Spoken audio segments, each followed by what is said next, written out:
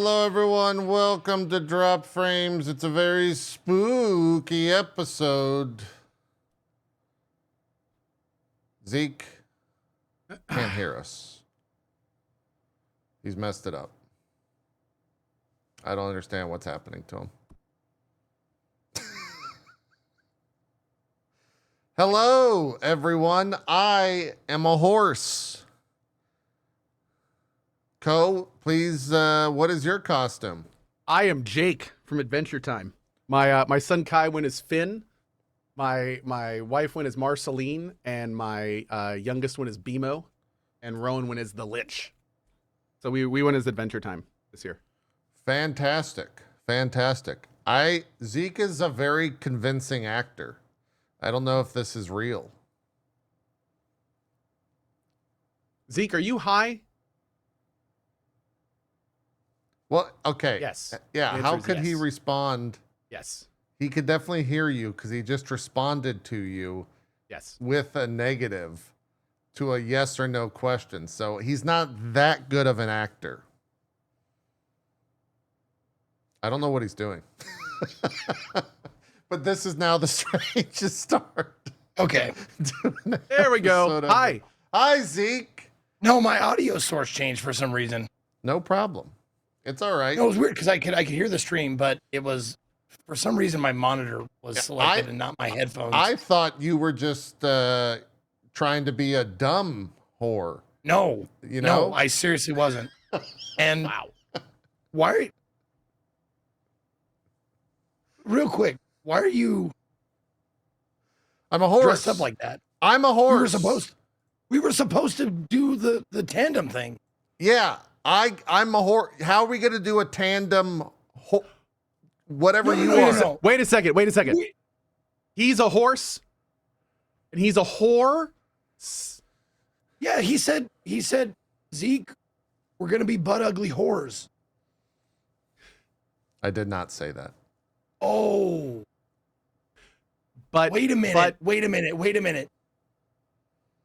You said butt of the horse. there it is. Oh shit.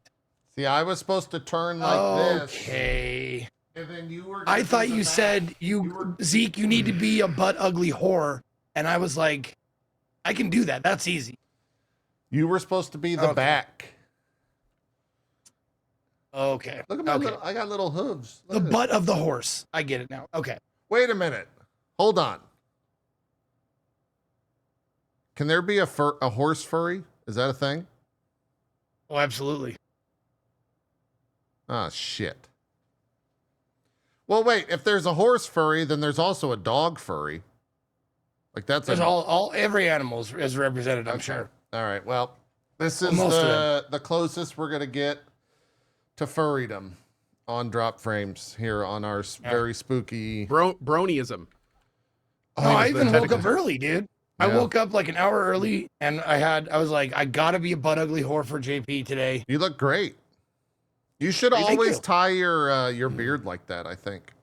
Should I? Oh, I thought it was just It- one. You've got pigtails, Oh, I got. but Yeah, of your it's beard. hidden by this, but yes, I have both of them in little.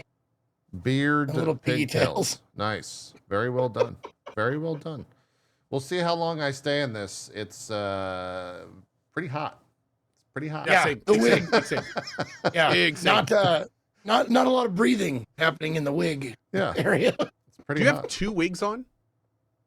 I have a wig and a clip-ins. Wow. You went the And I have. distance. Oh, I gotta pull it down so you can see my cleavage. Oh God. She made a nice little shadow there. Oh. It's great. Like I said, butt ugly horse. Like that's what I thought we were gonna do. It worked. Let me Zeke- roll my Zeke is hooves back. awakening things in chat right now. Hold on. This actually, this is kind of a nice, maybe like, it's not bad. Formal horse costume. Yeah, it's not bad. It's kind of nice. You know what? It's funny because Katie asked me this morning. She was like, "Are you sure JP is gonna dress up like a whore? I don't think that's him." And she was like, "Maybe she said something else." So I was like, I got to thinking about it, And I did have a backup, and that's what the knife was for.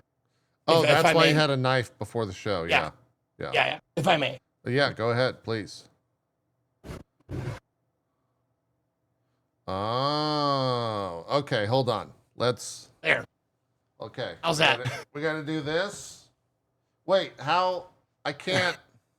It's not even facing the right way. I would What are- have. What? It's a horse cutout. I would have to do like this. There you go. Like this, and then you would have to go like this. There you go. There it is. It's perfect. Yeah. JP, it's perfect. It's perfect. Welcome to Now, Drop Frames, now, everyone. Winnie. JP, Winnie for me. What? Winnie for me. How do? Winnie, like a horse. What does that sound like? Make a horse sound, JP. There you go. There you go. That's Is that my horse noise? perfect. Okay. Oh, they say neigh? I guess they say neigh. You guys, I could have just said neigh. Anyways, it's really messing with your green screen, by the way. Anyways, hello, hi. Now that the green screens are There we go. super messed up, I'll readjust. Welcome to Drop Frames. It's our special Halloween episode, full of goofs and spooks. This is the scariest thing you'll see today, I promise. And the last time that we'll be doing this, because Zeke can't listen, it turns out.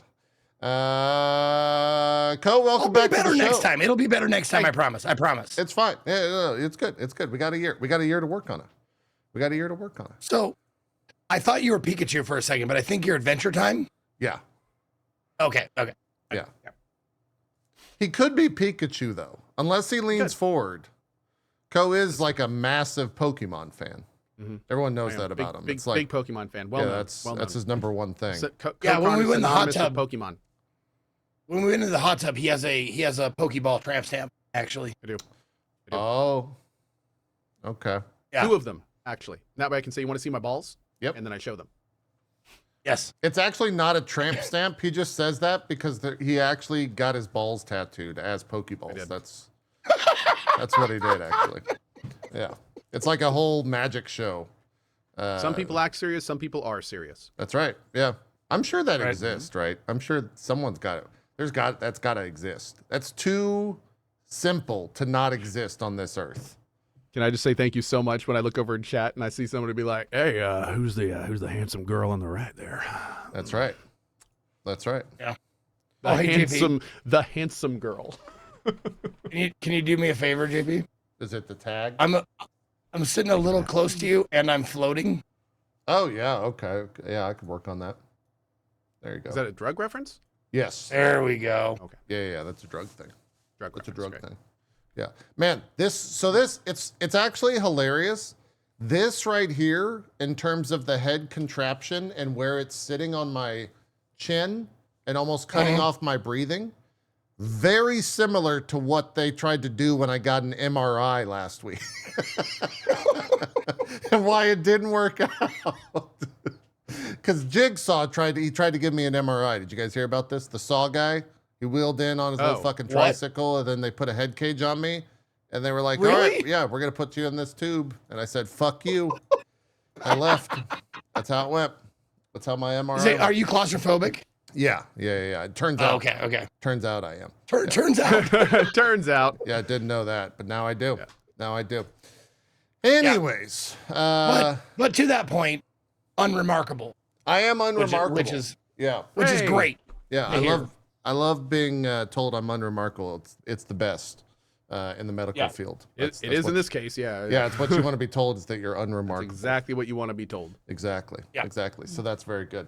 That's very good. This is Off the Rails. This is every week. Are you new? Like, I've seen your name before. I know you know how this goes. Zeke, how you been? How's the past week? Everything going good? It's been great, man. Yeah. Cruising along? Yeah, cruising along. I mean, outside of gaming news, I got to visit Casa Bonita. Oh yeah, that's right. I forgot that was last Sunday. How was that? Yeah, it was Or great. not last Sunday. That was Tuesday or Wednesday or something. Yeah. It was. I went to Casa Bonita. If you don't know what Casa Bonita is, the way I heard about it was from South Park, and it's this Denver, like it's like you wouldn't be wrong in saying that it's the Disneyland of Mexican restaurants. That is absolutely correct, because that's pretty much what it is. It's a Mexican restaurant that is huge. It's 52,000 square feet. It is a fucking enormous place. It's a complex. And they have cliff diving, they have an arcade, they have a volcano, they have puppet shows, they have magic shows, they have Black Bart's Cave, they have all kinds of shit in this place. And the reason why we went is because the actual South Park guys, Trey and Matt, they refurbished it for $40 million.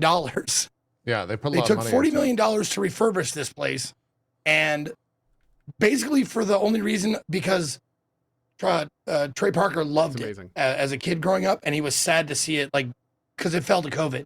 It was already bad before that. And like, there's a documentary about it called Casa Bonita Mi Amor, and it tells you like all the shit that they did to it, and it was crazy, like how much it was falling apart, because it was built in like 1973, so it was just terrible, and it just kept getting more and more and more money, and they actually went through with it, did it, and I went, and it is fucking fantastic. And the thing that I didn't realize that I guess I assumed that it would have its own little place, you know, like a water park. There's no like neighbors on a water park, right? It's like the water park is its own like location, you know? Yeah. This is in a strip mall. It's just like the corner spot in a strip mall. Like there's a 24-hour fitness right next door.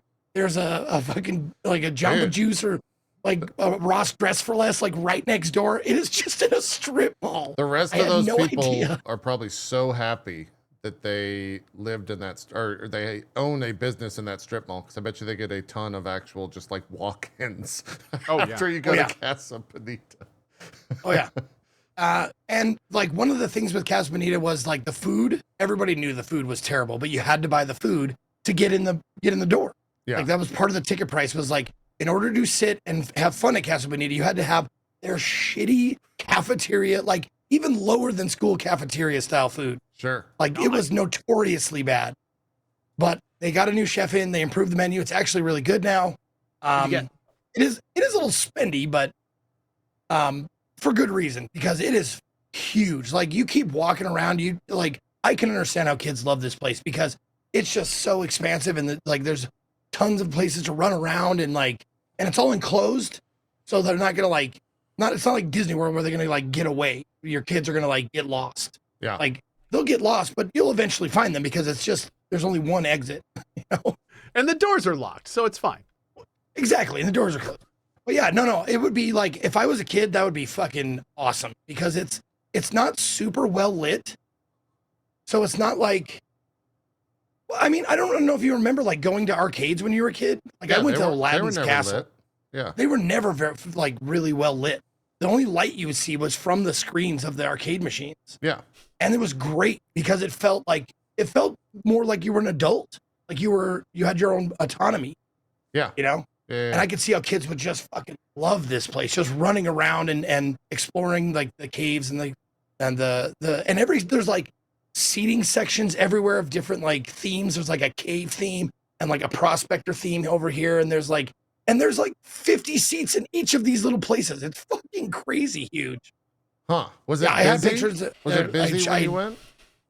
No, we went Thursday at lunch. So no. It was dead? Okay. All right. It was not super busy, but I did get to see Man Bear Pig, and I got to see Black Bart himself.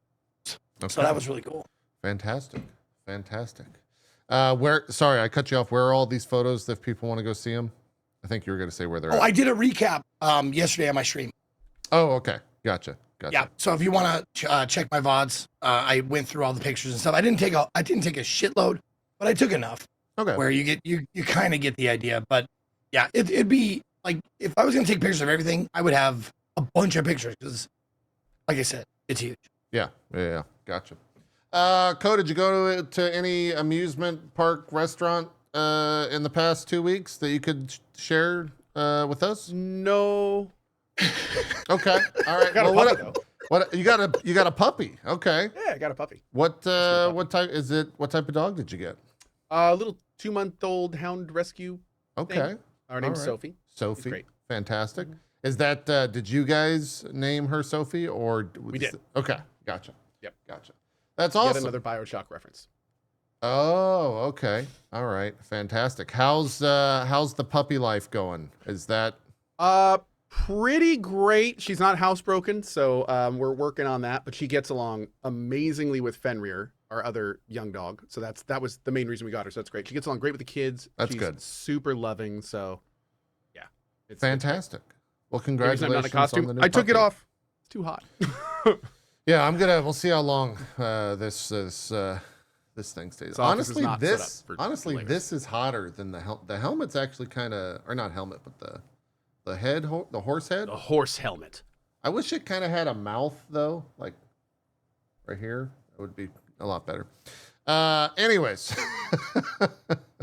that's the start of the show. Let's jump into some news. The scariest thing this week. What do you guys think it is? Because let me tell you, for some gamers out there, it's a nightmare. Dragon Age release? No. Oh. Probably. That's maybe for the upcoming week. This past week, Yeah. though, Blizzard released a $90 World of Warcraft mount. Oh God, the fucking mount thing. This has been a lot of fun for me to follow. So on, I'll introduce what it is. So they put out a $90 mount, which is the most expensive MTX that I think they've done. It is the same price as the deluxe edition of the expansion. So you can buy the expansion, deluxe edition, or buy a mount, depending on what you want to do. It's also a mount that was no longer obtainable, or at least it's based after that. It's part of their like 20th anniversary thing. That's where the armor and everything comes from on it. But it also has an auction house vendor on it, as well as a mailbox. And so that's why everyone's buying it, even though a lot of people are very upset about it. Everyone's buying it because of the auction house that is on it. My favorite part of this is I've seen countless videos of poor parades in the main city of World of Warcraft right now, where these things are literally lined on the sides of the streets, and everyone without the mount is on a poor mount, and they are parading through the center of all of these $90 mounts. And they're just being like shamed, and it's the stupidest. It's like, of course, World of Warcraft people are going to do that. Another person, I think, took photos of all these different like servers and basically added up what they saw in the photo, because each one's $90. They said it was something in the like just what they could see from the characters that they had on the servers that they were on. It was something like $40,000 from everything that they saw. So it's obviously going to make a massive amount of money. A drop in the bucket of how much that mount is. Yes, it's gonna be the highest earning mount they've ever had. And the big thing that people need to remember when they look at stuff like this is that every single company, whenever they try to make money, they look at two things. They look at how much did it cost and how much did it make us. Right. So the thing about this that is so unfortunate is that this did not take a lot of resources at all. This probably could have taken a few members of their team a weekend. Like it's not that complicated. It's in fact, it was, like you said, it was modeled after some other stuff. The amount of money they're going to make off this, like from a ratio, is going to be ungodly. Yeah. And it's going to be wild to see if like how much further they take this, because this is clearly just the first step, especially considering how successful it was. So yes. Yeah. So It's you're kind of saying interesting that because I had a this mount is the Cybertruck of WoW. no. Like, 'cause everybody this is looks usable at it and as like- People functional. actually This bought is functional. it. Yeah, and it's Yeah, functional. yeah, I this- mean, we can Okay. like, yeah. has some inherent value in it. Yes. Okay. Perhaps. Yeah. My Yeah. bad. My bad. Their my bad. purpose. Yes. Well, I mean, man, wow. Saying that about a skin in an MMO, my lord. Wow. Anyway, I mean, I could clearly see the armor on the horse. No, You could shoot this horse and the bullet won't go through it. That's actually, that's what would happen. So here's what's interesting. I had a long talk with a World of Warcraft player about this. Yeah. And we were talking about like how something like this happened and how it came to be. And what's really interesting is, we've had the discussion a lot of times about how companies will eventually get full of people that are just there to make money and not necessarily a product. They're just there to make more money, get the bottom lines up. So what's interesting to think about is with a game like World of Warcraft, there is this value that you can't put on paper, right? It's kind of an amorphous value, and that is the player's level of investment. How much do they care about our game? And what would they be willing to do to do more things in it? So what's interesting to think about now is Blizzard is now comfortable enough with the investment of their players that they're comfortable offering a $90 mount that that's it for $90. And that tells you a lot about exactly where they are these days. Like a lot. Like how they want to basically translate that amorphous investment number, like how investment their players are, into money. Which is like, let's be real. That's the point, right? Like, get people to love your game and then get as much money out of them as possible. We call it the Bethesda approach with Fallout 76. So it's that kind of thing. So it's translating like fandom into bottom line dollars. And kind of sucks. But yeah. Yeah. I mean, if anything, it's kind of it's one of those things where it's like a response to the industry and not necessarily, in my opinion, it's a response to the industry and not necessarily a response to like, I guess Blizzard's also testing the waters in a lot of ways with this. But if you go look at like Valorant, for example. Or League of Legends. Well, I say Valorant is the extreme example. League of Legends definitely was like the one that kind of started it all. And now they did that $500 skin a while back, the Faker skin or whatever that was. And that had a bunch of uproar. But with Valorant, like when that game launched, they had like, $40, $50, $70 skins. And people were kind of like, they pushed back about it, right? Didn't change anything. Here we are like 3 years later or 4 years later, and I can't even, they have countless amounts of these same priced MTX. So I think it's like they eventually wore their community down to just accept that price. And now there's very little complaining amongst that entire crowd.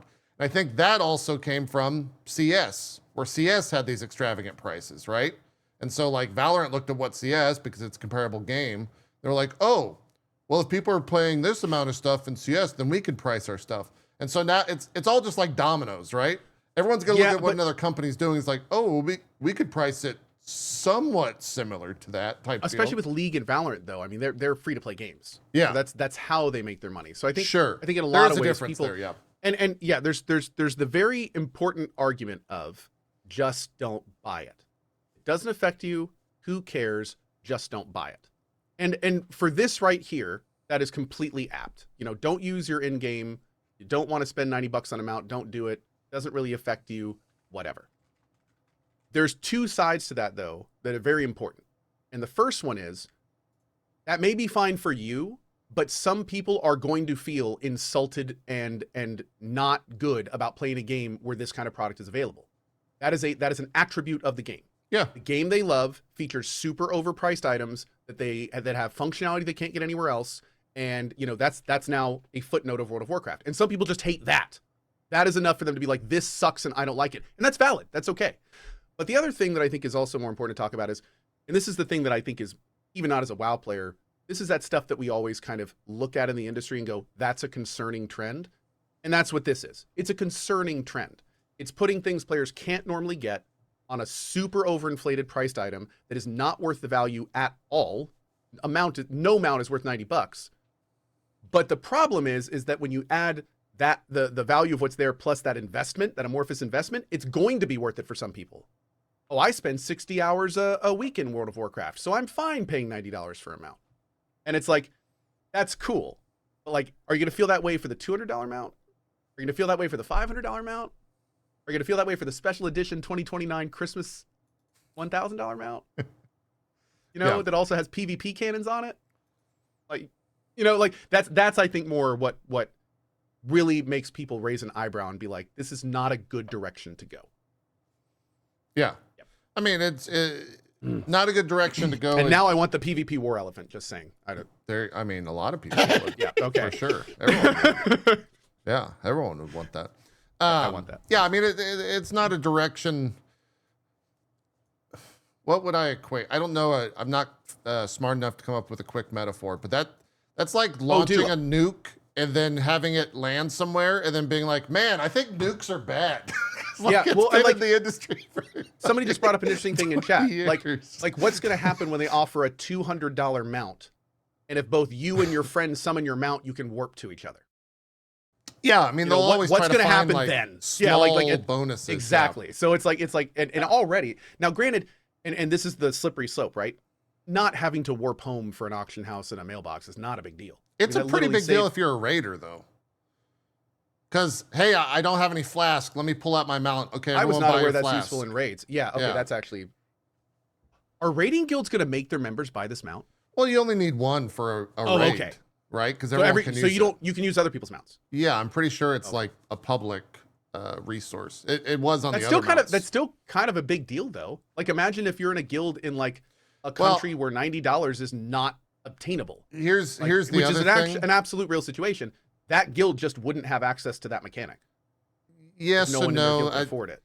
No? It depends on what scale we're talking about when it comes to raiding. If we're talking about World First Raid, that shit's already lost. Because they're just buying everything with real money for those raids. Like, World First Raids are very expensive because they're literally buying, or rather selling WoW tokens for gold, and then, Blizzard like monopolized all of that. They literally take out entire servers worth of shit. Tens of thousands of dollars for sure. And by the way, thank you to those in chat. That apparently there are other ways to access those in raids currently. So it's there's not like toys and stuff. Yeah, there's not a huge glaring red flag like this is the only way to do it. So that's that's good. Yeah. Appreciate it, chat. But for well, go ahead. That was actually my question. I don't know if that's what you just answered, but like, is this mount only available for real money? No. So you can buy this with the Blizzard token. Disparaging Turtle just said, my guild master is cutting people from the guild who don't have the mount. You were in the wrong. So you were in the wrong. So in other words, your guild just got an access requirement. Okay. Wow. You got it. Is that you? That's got to be fake. That's got. That's got to be fake. Why would anyone ever require that? There's no reason, right? If it's real, I wouldn't be surprised. But also, like, you probably don't want to be in that guild in the first place because that guy seems like an asshole. I can just imagine leader of that guild. But why do I need it? Because I don't want no pores in my guild. Yeah, that's Get like out. no pores. Or buy the damn horse. Jesus. Oh, okay. Jesus. Thanks. No, I'm sure that's got to be fake. There's no reason for it, right? Yeah. Like, I'm curious how long it would take you to work up the tokens to get this mount. It's not that much. You can get it with money. Kat was saying you can get it with in-game. Yeah, so. It's about 1.2 million gold is what it would cost in-game, which is not that much. Oh, Julia said, my guild master's requiring our guild members' families to start playing WoW and also buy them out. Now, I believe Julia. She has no reason to lie. I don't think Julia's ever lied. She's never told a lie before, so I believe her there. I believe her there. So that's roughly, it's 1.2 million gold. I think that's roughly about 5 tokens. But I read so hold on a second. That they're like selling out of tokens. I don't know.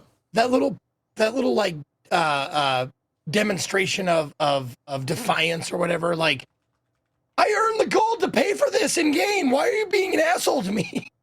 Yeah, I mean it very well could be true. So a WoW token right now are they always $20, chat?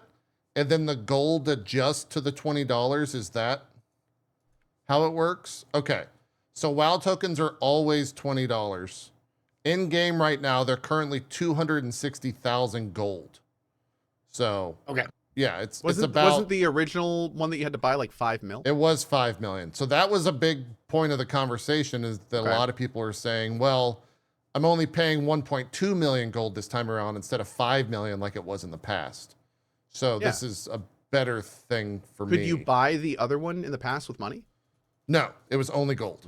Only in game. It was only in game gold. And then it's no longer for sale. You cannot get it anymore, which was the other thing is that it was gone. So, and I think that people are saying that the WoW token gold price is currently down. Yeah, somebody said they were selling out because everyone was buying them for the mounts. I saw that as well. Yeah. And the other thing is with this expansion, is someone's pointing out in my chat, gold inflation is crazy right now. I've been selling greens from previous expansions for 20,000 to 80,000 gold. So it's not that bad. Okay. Yeah. So anyways, the whole like in-game gold, that's a whole nother, I think, market for all of that stuff. And a whole nother discussion. The discussion of $90 for a mount, which is this right here, Well, is kind of, let me it's ask still you pretty that, crazy. And that comes from someone that's bought a lot of stuff in game. well, for Comes from a PoE hobbyists, player. Yeah. well, for hobbyists, like for people like, because the thing I can equate it to is when I started playing Magic the Gathering, and I would, save up my paycheck from Chuck E. Cheese, which albeit wasn't that much, but I go and buy like booster packs and shit like that and try and build decks, and that kind of stuff. And then, John, the 25-year-old adult, would come in with his binders of complete collections and just stomp all the kids because he had every card you could buy. Yeah. It's like, that's kind of part and parcel with doing something hobby-wise. Like, people who have more money are going to do better at the hobby. Yeah. One of the best Magic card players. I played Magic a lot growing up, full black deck, and played at this little place called the Magic Place that was near me. And there was a guy there that was one of the best players, and he was kind of like that. He had a bunch of cards. It was a big hobbyist, but he said verbatim, any time he would beat someone, which was all the time, he would just go, just always remember, Magic's 90% about the cards he got and 10% just playing them. I mean, he's not wrong. And he's not wrong, which is interesting because that just kind of equates the whole thing into just like, the whole gambling aspect and what that is and like all that. It's a very interesting thing. Yeah. It's not wrong. It's funny that we I think Cohh, you brought up the horse armor from Bethesda, which was kind of like the first back in 2000. In the door. Yeah, back in 2006, it was $2.50 for an item in a single player game. The Skyrim lead designer was apparently talking about that with the quote saying, "Wow, what the hell were we thinking?" Mm-hmm. And apparently that the team wanted to start with something small. Only in hindsight could it be seen that it's not what people wanted, and that was basically we thumbed our nose at them without realizing it. This is Bruce Nesmith who's saying all this stuff. So, yeah, that was kind of the start of it. I mean, I'm trying to think back to 2006. Were mobile games a thing then? Yes, they were. They were, but they were more kind of doing their own thing, and they weren't at that point like full games. Like if mobile games were not were catching up but not caught up to like PC and video games or like console games. So everyone like us just kind of wrote them off. They were very basic still. We're talking like So at that point we didn't have the Genshins. We didn't have the like actual good mobile mechanic games. Came a little later. Was like Candy Crush out back then? I think that was kind of the bigger stuff, and like that was the Angry Birds time. I think the 2010ish era and stuff like that, and Farmville, the Flash games. I remember Farmville for a long time. Angry Birds was 2009. There you go. When did Farmville come out? Farmville was Facebook. Farmville was 2009 as well on Facebook. Yeah, but that was Zynga, which Zynga is now one of the big. Yes. Here in the States, one of the big mobile devs. So that's the big thing. Mobile games started as like little side projects. They weren't like main courses, and we didn't really start seeing main courses until like the mid 2010s. Yeah. So that will, if it wasn't enough that it's $90 bucks, by the way, there's also a sense of FOMO because it's going away in January. So you have till January to buy it. And then it's, quote, gone forever. January 6th, 2025 is when that will be, will be delisted on the store. I'm sure. Now, come on. That's fucking dirty, dude. Yeah, I mean, it's FOMO, 100%. That part is fucking filthy. Like, don't do that. Yeah, it's FOMO. Without question. Sorry, there we go. Yeah, I wonder why they chose January 6th, but I guess that's maybe first day back in the office. Oh my God. That is, I guess it probably has nothing to do with anything else here in the States, but no, I think it's in case the United States economy crashes and our society folds in on itself. It's like at then least they'll have another mount money. ready to go. That's right. So they're probably gonna have another mount ready to go. Maybe on January 6th. Yeah, and that way, it'll probably be. They're going to call it the Freedom Ferret. Maybe it's going to be a giant red, white, and blue American flag. Yep, and it's going to be awesome. Yep. The Freedom Ferret. I love it. Oh man, love it. Yeah, Freedom Ferret. Somewhere, that's if you great. listen carefully, Pirate Software is cringing. Or he's like, guys, get to work. We got to sell it. The Freedom Ferret. That's money to be made. You never know. You never know. Could go either way. Tune in. January 6th, 2025. Oh, God. A red, white, and blue eagle mount that flies. That'd be great. With a little top hat. That'd be great. 10 out of 10. Don't make me have to start playing WoW, Blizzard. Come on. Oh, man. Some other conversation, at least around the price of stuff when it comes to video games. Ubisoft is doing some... So, Assassin's Creed Shadows got pushed back, obviously, to and to then 2025. they cut the preview time. Yeah. That was not good, dude. That has to be one of the most telling thing out of all of the tells. Yeah. I feel like that's the worst one. Well, that's the worst one. It gets a little bit I don't know. I think this is like a situation where you have to look at what they did and say that's actually good that they did that. But they have cut the price of Assassin's Creed Shadows Collector's Edition by $50 because of the canceled season pass, scrapped early access plans, and the game being delayed to 2025. So there's no more early access for that title. They have stripped that from it. You cannot play 3 days early. I don't know why they decided that, but that's what they decided. You don't know why they decided not to show the game 3 days early? No. This is early access to play it, like for everyone to play it. You don't. I know. That's not going to matter if everyone can play it. You're just saying that you think it's not going to be good, so people aren't going to buy it.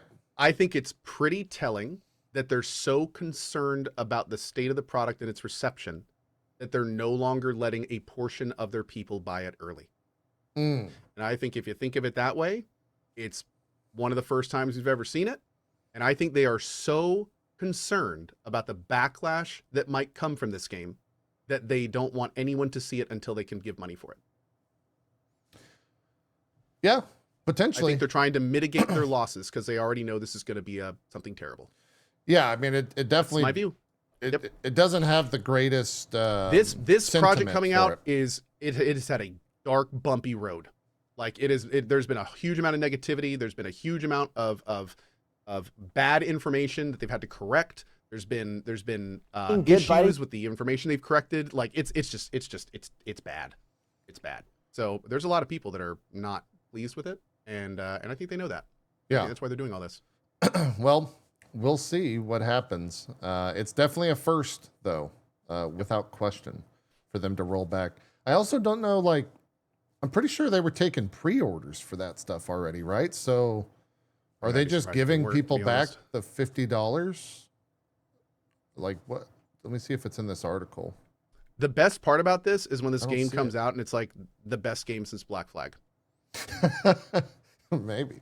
Yeah. I have this weird feeling that could be hilarious. I mean, the premise is kind of cool. Like if you look into what it is, I mean, it seems like for me, for somebody who has basically stepped away from the Assassin's Creed franchise because of how recycled and repetitive it's been, there are things in that one that look interesting. Like that look like, oh, this is new. Like this could be fun. You know, like so that was a thing, but I mean, it's still Assassin's Creed. So we'll have to see if they can bring people like me back. Looking forward to trying it. Yeah. We'll see.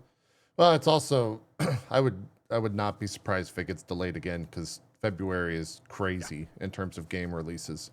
Which is But wild. it also could be, maybe that's what they want, right? Is just to come out and not have everyone's eyes on it, so to speak. But with all the controversy that I think the game has generated, it's probably going to happen regardless of when it gets released. But we will see. Unless they try to purposefully overshadow it. Like watch them move the release date to be like a day after another major release or something. Yep. They're just like, oh, we didn't know that game was coming out. That's too bad. Yep. Oh well. Yeah. It would, you know, Ubisoft right now, I think with everything that's been happening, even outside of the Assassin's Creed stuff, the company's It's not still in a going good on. spot and hasn't been is- in a good spot for a while. So, That is Yeah. an ongoing developing situation as we speak. yeah, exactly. Who even knows the state of Ubi in 4 months at this point? Yeah. Yeah. Well, got to see. This one blows my mind. I can't believe we're here. It just continues the narrative that they have no idea what the fuck they're doing over there, at least to me. Maybe they do, and I'm the idiot here, but there was a blog posted on Overwatch.blizzard.com about how in the next season they are going to be testing 6v6. You know, that whole thing that they got rid of with Wait, Overwatch 2? What if we went back to 6v6?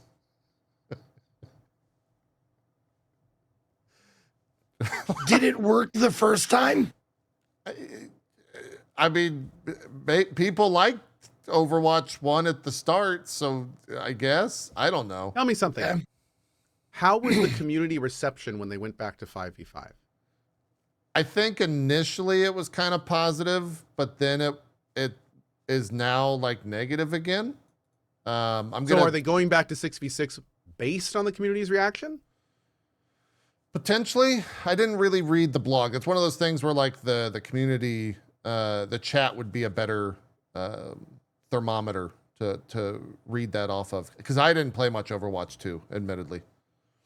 Now, But- are they doing it in addition to 5v5 or replacing it?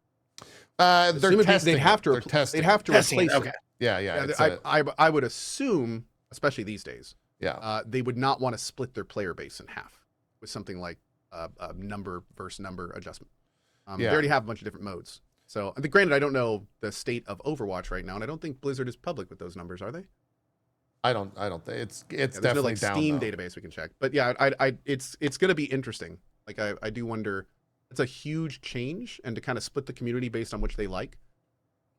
Yeah. That's rough. Yeah, it says they're going to be running two different tests, two different 6v6 tests in Season 14. The first will be launching a week into the season, and it'll look like the 2-2-2 standard roll queue from Overwatch 1. Did they say what the second will be? The second will be... Oh, it'll be the classic 2-2-2 composition, but, quote, will incorporate some new principles we introduced with Overwatch 2, like less CC and hero reworks. Okay. The 6v6 test will have their own card in unranked alongside other modes, and they will not take place of other types of game modes like the seasonal events or quick play hacked. So it's going to be its own thing. I mean, there's 40,000 people playing Overwatch 2 on Steam right now. It might be one of those like things where everyone bitches about it, but everyone's still playing it, and those people they're not in those spaces. In the last 24 hours, it's hit 50,000. That's So, I mean, not it's- nothing. That's damn decent. That's not just Yeah. not nothing. That's big success, especially for how long it's been out. So I guess okay. Yeah. Still a lot of passion there. Yeah. Good for them, man. For sure. After they bring back 6v6, though, I heard they're bringing the roster of Concord in. How's that going to work? They're just going to sell him those assets. Yeah. So he's like, guys, take these characters. You could just put them in there. You could just add them in there. I think they're gonna change like the character models and stuff to make them like skeletons and ghouls and stuff like that, and just be like Overwatch zombies, like zombie mode. Yeah, love it. Perfect. They're just gonna be sold. The bones of Concord. Absolutely. I'd play that. I would see that. I would like to see that. That would be kind of fun. I'd take a look at that, just see what it's like. It could also be some sort of like, one, they might be doing this for the community in terms of the community wanting to bring 6v6 back. Because I think a lot of that revolves around the tank role and the fact that you only could really have one tank in the game at one time, and people didn't like that. Marvel Rivals also comes out in December, and so they might be looking to generate some sort of, hype or conversation against that game, because I'm sure that's going to dominate. And then there's also Deadlock right now, which is kind of just trucking along. I don't know what its player base is at. We don't really know what their plan is, do we? Have they released any kind of roadmap? They're Valve. Who knows? Who fucking knows? Yeah, Valve right now, Deadlock has 74,000 people on Steam, with the all-time peak last month. So somebody earlier said, and also this is kind of interesting. Helldivers 2, last 24-hour peak, 75K. Yeah, so apparently that last patch was good. People are also enjoying Helldivers 2 again. They've had some updates. Cool. So we'll see what happens with this 6v6 stuff. For me personally, I at this point would rather play Marvel Rivals, just because I'm the Marvel fan, and Overwatch is, they've burned me enough times at this point where I'm just like, nah, I'm good. I don't need any of that. So I will say, like, play that in December. It's interesting to think that a major change or draw of the game at this state of its existence is revisiting something it did years ago. Well, that's the whole reason they did Overwatch 2. Yeah. At least what they said was the reason, right? That's crazy to me. It does seem kind of crazy. And then to just be testing it again after it was already implemented. It's just, I don't know. Weird. Yeah, like it's, Overwatch, and the PvE mode, for Overwatch 2 is also the other part, but they canceled / deleted that, so. Yeah. Weird situation. Jumping back over to Ubisoft. Sorry, I should have brought that up during the Ubi block, as it were. There was a story earlier in the week that Ubisoft had canned the studio / team behind Prince of Persia: The Lost Crown. The recent one. Yeah, which is the recent one. It was the side scroller. I actually thought that game was great, but I didn't finish it, and I think maybe that, I didn't contribute that much to the game, doing well. And apparently not that many other people were interested in it as well. I think a side scroller these days is hard, especially maybe this was like their attempt at seeing if Prince of Persia still had like a spark within the industry in terms of people being interested. I don't think it did well. I mean, it was an okay game. Yeah, it was an okay game, but it definitely was not like pushing any boundaries. It was definitely not pushing. It felt pretty safe. It felt like a safe game. And unfortunately, I don't think they for that kind of thing. If you are trying to kind of take an established IP and go into a new genre, I feel like they could have been a lot more adventurous. Yeah, done something more interesting. Music in that game, I still stand by. Absolutely fantastic. Probably one of my favorite soundtracks of the year. But as Chad is pointing out, and I had forgotten, that was a $50 game. Yeah, that was rough. That should have been 30. And or I'm sorry, on Steam right now it's 40. Is that on discount? Is it a $40 game? Okay, that was a $40 game, not a $50 game. Still kind of high. Could have been maybe 30, and it might have sold a little bit better. 40 is still too high for that type of game. Yeah, I that's very arguable. Absolutely. Yeah. Ubisoft since this article went out, responded to that report. They responded to Eurogamer and said they confirmed what had been reported, though made clear that the game's team was still present and busy at development at its studio, Ubisoft Montpellier, albeit now, quote, other projects that will benefit from their expertise. One of those projects potentially might be a new Rayman game. I saw some conversation around that, but they didn't really confirm anything about it. Obviously, that'll probably be potentially a Game Awards thing, if not a E3 thing. But they're going back in their closet of IP. Prince of Persia didn't work. Let's see if Rayman still has that spark and see if that can do anything. If that is what they're indeed making. So we'll see with that. I'm just glad that the entire team wasn't let go, because that was the first worry. Tactical said when it came out, it was actually 60 euros, which is $70. Really? Jeez. That's a bit much. Yeah, that's a lot. Bit much. That is a lot. Jeez. Yeah, so I'm glad that the team still exists and people were not let go, because that's kind of how the first story was shaped. When it came out, it seems like they got moved around, which still not the greatest, but you could be like Netflix, who just closed their game studio in California. This was broken by Stephen Totilo of GameFile. This is the 2022 studio that Netflix started. It had some pretty big hires. They had Joseph Staten over there, who was the former Halo creative lead, with a bunch of other people joining the team as well. Who knows what they were working on, but the entire, we'll never know. It's all gone. We definitely saw a couple previews over the years of Netflix games. That was like a publisher thing, though, more so than a. So we never heard of what they actually were working on? No, we never heard of like Netflix as a studio, what they were actually doing. There might have been some rumors, but they never came out and officially said what it was. But now the company is officially shutting down its California studio. The entire team is gone. A lot of wasted money. Mm-hmm. Mm-hmm. How long did that even last? Like a year? It was in 2022, so okay, 2 years, something like that. Wow. Damn. They also had the Gears of War art director, according to someone in chat. So and they didn't make shit. Yeah, what's really crazy to think about is they were working for 2 years and didn't have anything to a point where they thought it was worth finishing to sell? I guess not. I would also, that's probably more common than we think. Well, I mean, we hear about canceled projects all the time. When you go, yeah, I guess at that scale. Yeah.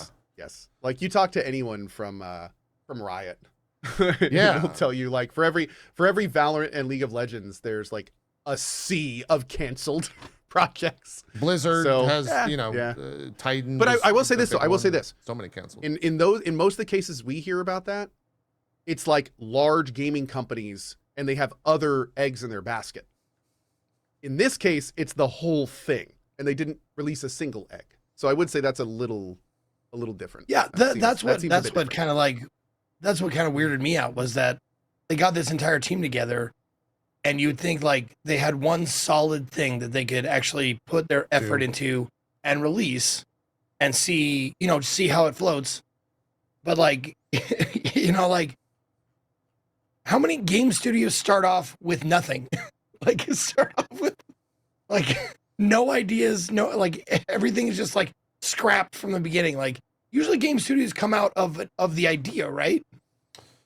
Well, sometimes it depends. I think everyone's a little different, I would say. Yeah, studios come from lots and lots of different places and backgrounds. Yeah. Okay.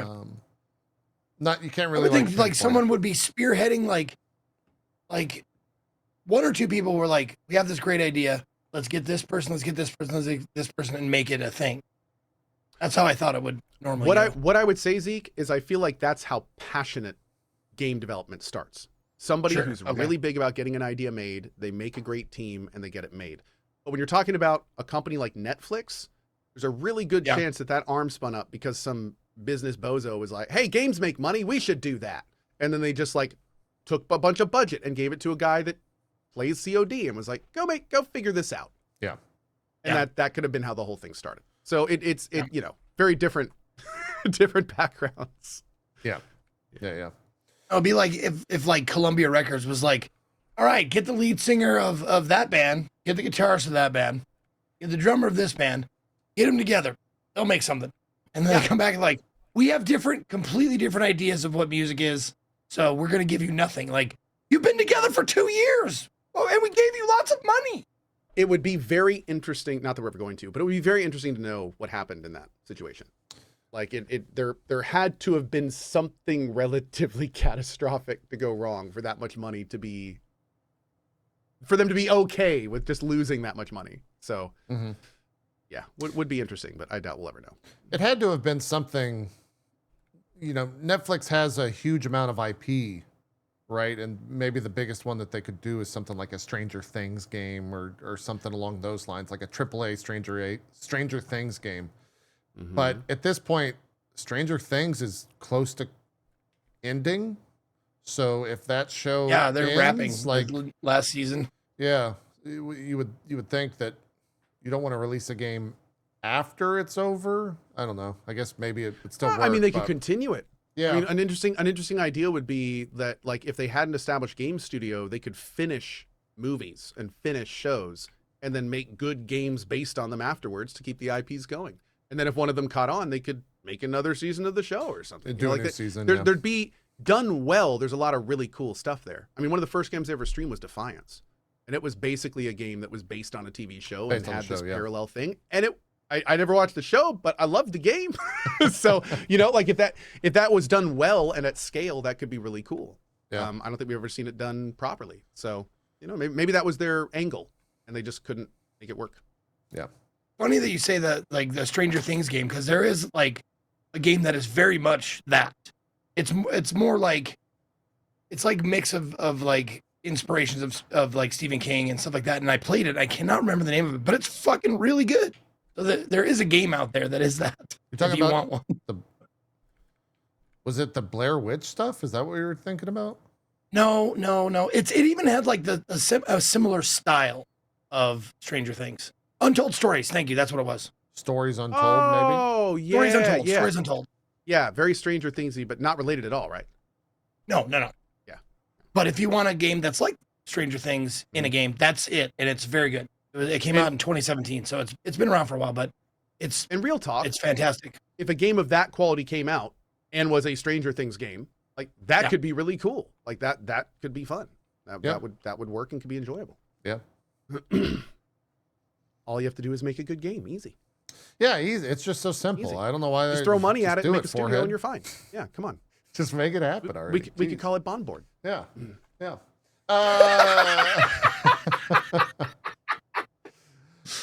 No Man's Sky continues to put out free content, even when the entire community of No Man's Sky is begging for them to let them pay for it. This is Expedition 16, The Cursed. A whole bunch of stuff. I'm going to be real. I got so... Wait. Expedition what? Expedition 16. So I think it's their 16th update is why they say that. Or okay. I'll about dive Expedition into that. 33? No. It's not related to that whatsoever. I wish it was, but it's not. Okay. What were we going to say? There's two, for the longest time, I was getting Expedition 33 and Immortals 33 confused. So I kept seeing one and being like, is this that pixel art game with the multiplayer? But it was like completely different and in 3D. So now we have another like, game.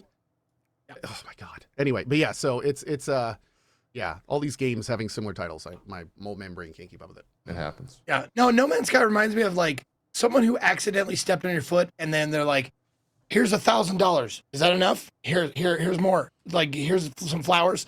Here, I'll give you a back massage. It's like, you stepped on my toe so long ago, I forgot about it. They're the love bomb of video game developers. Exactly. They're love bombing both of their players. Yeah. I mean, it's working. Like I said, if you go look at the replies to this from the community, people are like, hey, Sean, can we give you money for it this time? And they just don't say anything. And you know what Sean said? And very, very smartly, Sean is like, yo, I got another game coming out. Like, Oh, okay, yeah. Yeah. I mean, that makes great sense. Which is great. Yeah. It's free advertising for sure. It's interesting because this goes back to the WoW thing we were talking about. So what WoW has done with that mount is they've taken all of that investment from their player base and they're converting it to money. Mm-hmm. No Man's Sky is a good example of a game that is building up that investment, but has not yet done anything with it to translate it to money. Like, do you have any idea how easy it would have been for Sean at this point to open a cosmetic shop or in-game ships you could and everyone would buy them. He'd make millions. No question. He would make actual millions, but he doesn't. And that's awesome. Like, and I think that's the kind of stuff that, like, that's a different kind of the same thing that Blizzard is doing. You can just see the different perspectives and how to utilize that level of investment. Yeah. Yeah. Without question. It's also the type of thing, like, the frequency that these are coming out. Like, I feel like Aquarius or whatever, the one prior to this, just came out. Okay. That just came out, was like a month ago. Like, I don't, when is the best time to jump into No Man's Sky? Like, do you wait time at this point? Well, do you wait till all of these are out and then play the complete version? I don't know. It's never going to stop. You don't think it's going to stop when the they put out best the time new was yesterday. The second best time is today. Oh, I like that. There you go. He's not wrong. I mean, to be honest, like, it just keeps getting the thing about No Man's Sky, which is really nice, is it just keeps adding. They don't really remove anything. They don't go back and retcon stuff. They don't pull a Destiny, right? They're just like, we're just going to keep giving you stuff and you can just keep playing with it and enjoying it. So there's no real better time because it's always at its best state. Got it. Yeah. So you don't have to worry about missing out on stuff. If anything, the earlier you start, the more stuff you'll have to see the new stuff when it gets patched in. Got it. So it's actually the opposite. Don't wait. Start now. Yeah, chat's informing the expeditions. That I'm sorry. That's right. You can't do the old expeditions. They're timed That's events. One of the few things. Yeah. So this is the 16th Not one. connected to any monetary system, though. Important to mention. So there is some FOMO, but it's not like they're, it's not like you have to buy the expeditions or anything. Mm-hmm. Mm-hmm. You can just jump in. So makes sense. There's the 16th one out now. That was the trailer for it. They continue to, just soak in that good faith from the social media verse. What else is going on? Not too much. That Call of Duty Black Ops 6 came out. That was probably the biggest release of the year on Friday, this past Friday. Apparently the campaign, especially after last year's nonsense that got put out for like the 3 or 4 hour campaign that everyone said was awful. Apparently this year's campaign is really good. It's about 8 to 9 hours. They said it. Okay. It's back to kind of everything you expected from a bombastic, action-filled thriller type deal. More spy espionage for this. Yeah. Everyone's talking about how the single player is good. Zombies is pretty good. I don't think people are super happy with the maps right now in multiplayer. I saw a lot of conversation on Twitter about that. Saw some commentary also on the zombie mode being like the least creative. Okay. Like it's apparently kind of realistic, but a lot of people love the fact that they were super over the top in the past. And like this one apparently is not. I haven't played it, full disclosure, but heard more than a couple people being like, this looks different. Got it. But I haven't played it, so I don't know if it plays well, which is the important part. Yeah. It's on Game Pass. That's their biggest selling this time around, is that if you've got Game Pass, you can download the COD campaign. You don't even have to download the multiplayer component and start playing it. And apparently it's great. I want to. I'm lost in RPG land right now, so I haven't had the stream or two to jump in to check it out. It's also like what? I think the campaign is like 90 gigs. If you download everything, it's around 300 gigs, which is wild. But that's how COD's always been like that. That's not anything new. Campaign itself is, I think it was 90 to download. So, yeah. We didn't. I wonder how many people out there are nostalgic of like, remember when we used to set downloads to start before we went to work, and then after we came back and like, they're about 3/4 done. You're like, oh man, I'm almost ready. Yeah. Almost ready. Yeah. Yeah, it's true. What were we going to say, Cohh? I was going to say, according to chat, actually, the zombies map is fine. So Okay. maybe I just caught a few outliers, but yeah, apparently Zombies is really good. You might have been. Mm-hmm. I'm trying to. So someone in my chat said that you need to pay for better audio in Call of Duty. Yeah. Oh, dude. Is that the embody stuff? I heard about this, and I want to get more info on this because this sounds crazy. So basically what's going on is there is an audio profile that you can get from a company, and they claim that the sound profile allows you to hear things better positionally. It's $20, but I have no more information than that. I haven't heard the sounds. I don't know what it like.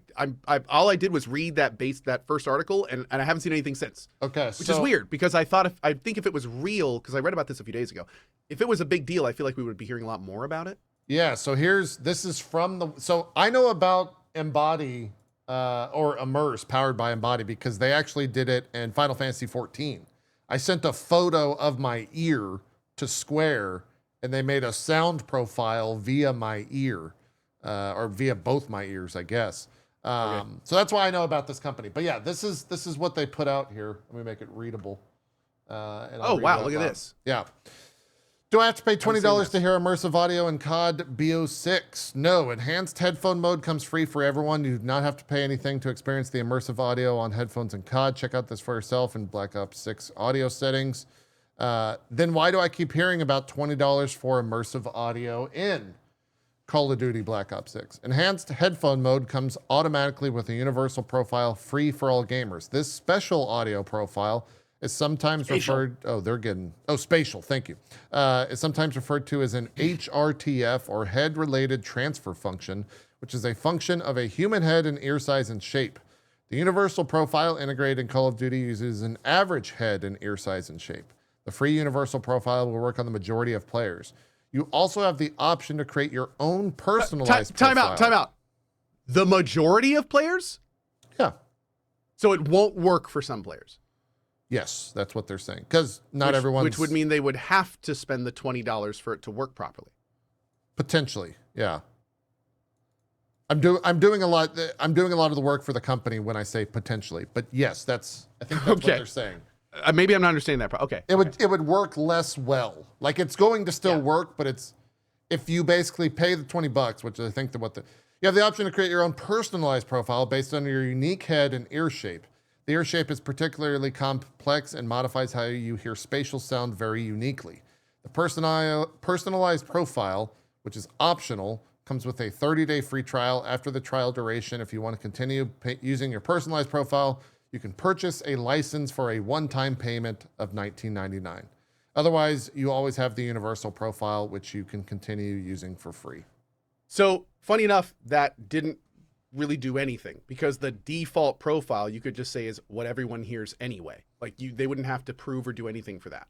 So here is what I need, and here's what all players should be saying. This is what we need to know. What is the difference between a basic profile and a fine-tuned $20 profile? And will I be able to play better because of that? Because nothing in there answers that question. In fact, if anything, that just said that if you want the best profile, which arguably would make you play better or hear better because you're buying it, it won't work for some people. So you'd have to spend the $20 to get on the level of some other people. There's also in the majority. There's also the 30-day free trial, so it's the type of thing where they're not expecting you to cancel, or they're expecting you to not cancel it. Yeah, yeah. But okay, real talk. Like we need to hear this, man. Like we need to see if we can find examples, because I'm super curious if it actually helps. Like if it's the kind of thing where they're shaping the sound and you can lightly hear a footstep from further away than you would without the profile, like that's a huge deal. Yeah, I mean, and if that's not what it's doing, what is it doing? It's worth $20. Get the trial, so, I guess. I don't know, man. I used it with Final Fantasy 14, but that's a completely different situation because it's not a competitive FPS. So hold on, let me just. This is just a software program, right? That they add to the game for you. It is an auditory overlay. So they take the normal right. game No, sound. that's what I'm asking. It's not hardware. No. It's all software. So it's still like if you got a shitty pair of headphones, like you still got a shitty pair of headphones. Yep. It's just they're slightly better now. So okay. Yeah. Somebody said, I think Embody offers the same stuff for Cyberpunk and other games. The difference is that I'd assume the devs of COD profit from this. Well, I think a big thing is that in the case of like Cyberpunk and in other games, even Final Fantasy, not huge or more importantly, central around PvP. So when you have a situation like this and you have a potential have and have not situation, like if this thing is good, it is the definition of pay to win. Like literally the definition. You could pay $20 to hear better in the game. Yeah. And if that gives you any kind of advantage, that is pay to win in Call of Duty, black and white. So that's one of the reasons I'm very curious to hear it. Like, I wonder how it is. Yeah. It's so maybe it's nothing. Maybe it does nothing. Maybe it's like different headphones in Tarkov where it just like changes what the sounds sound like, in which case it could be maybe useless. Like maybe it's just, it's very strange. The marketing says turn on enhanced headphone mode to increase the directional accuracy of sounds played in the world in 360 degrees and hear every detail on the battlefield. So that kind of sounds what you just said. What were we going to say, Zeke? No, you just contradicted what I was going to say. It was actually from Reggie in your chat that said it's for audio files, not for power gaming. But that makes it sound like you will game better. Yeah, I mean, in this instance, if one person can hear someone and another person can't hear them is clear, then yeah, that's what Cohh is saying is correct. So, you know, like in the next COD, what happens if they offer an extra $15 overlay filter for color blindness that makes people easier to see in the dark? Yeah, it's that kind of thing. Like it's very funny enough. The exact discussion we just had about the Blizzard stuff 100% applies to this exact situation in COD, where if it's good, if it's actually a bonus, or if it's not, it's just a money making scheme, which is pretty classic Call of Duty too. Yeah. Cyril says it's nothing new. Oh, they've done this before? I don't know if COD's done this before. I know this technology is not new, but I think this might be the first time I've heard about them being able to use it in COD. Okay.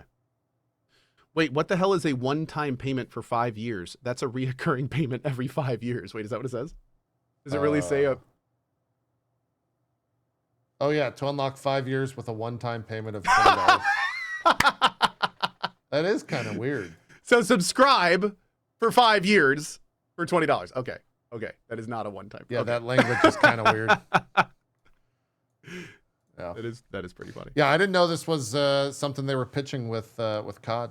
I knew about it from Final Fantasy, but not from the competitive FPS world. So, wait, go back to that real quick. Oh, read the very bottom right. Where? Enhanced headphone mode temporarily disabled due to high traffic. Purchase remains valid. Thank you for your patience. How much money is that making? Probably a lot, dude. I mean, if you're a 13-year-old kid that wants to be cool with his friends and have a higher KD ratio, Mom, can I have your credit card? There's a $20 thing that'll help me game better. That brings up this really interesting other part of this, where it's like, even if it doesn't make you play better, that marketing sounded like it would make you play better. Yeah, like better absolutely. Directional audio. Like they're selling, you will play better for $20. That's what they're selling you. Even if it's not true, that's the product. Yeah. Well, Rick Stitch from my chat brought up the point that I was going to say, like, how is this different from people with better PC monitors, stuff like that? It's not. Your shit's going to run better with better equipment. You're going to hear better sounds with better headphones. You're going to do better with not a shitty keyboard, right? I wouldn't say that's the same thing. It's not. You're buying better equipment. But the difference here is that this is an add-on to an existing purchase.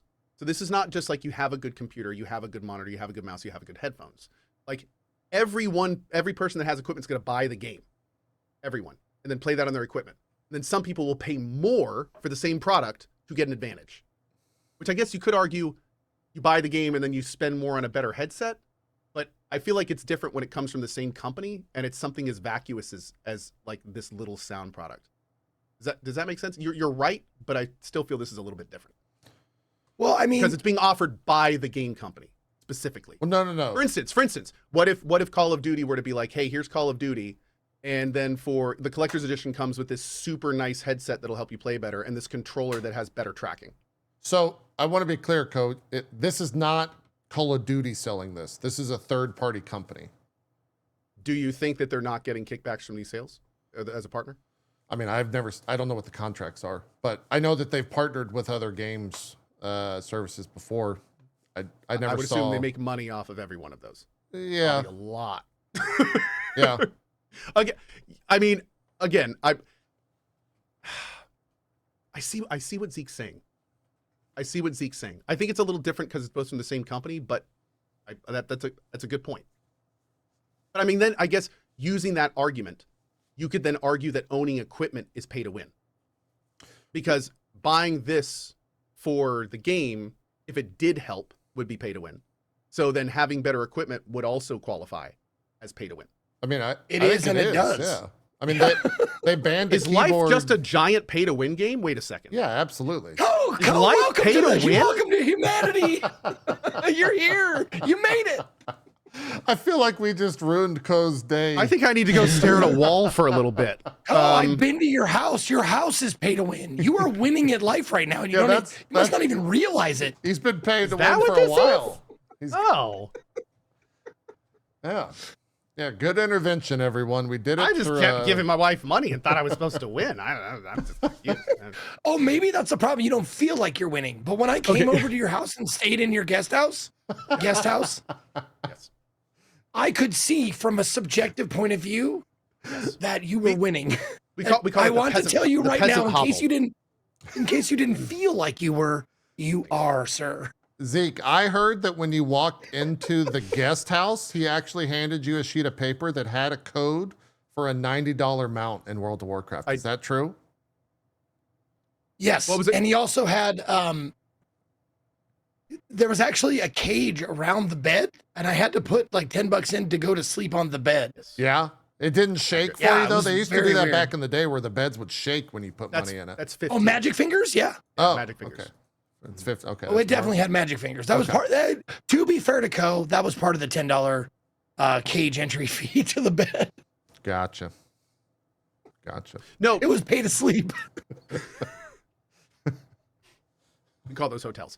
But yes, so, but yeah, going back to what you said, that is right.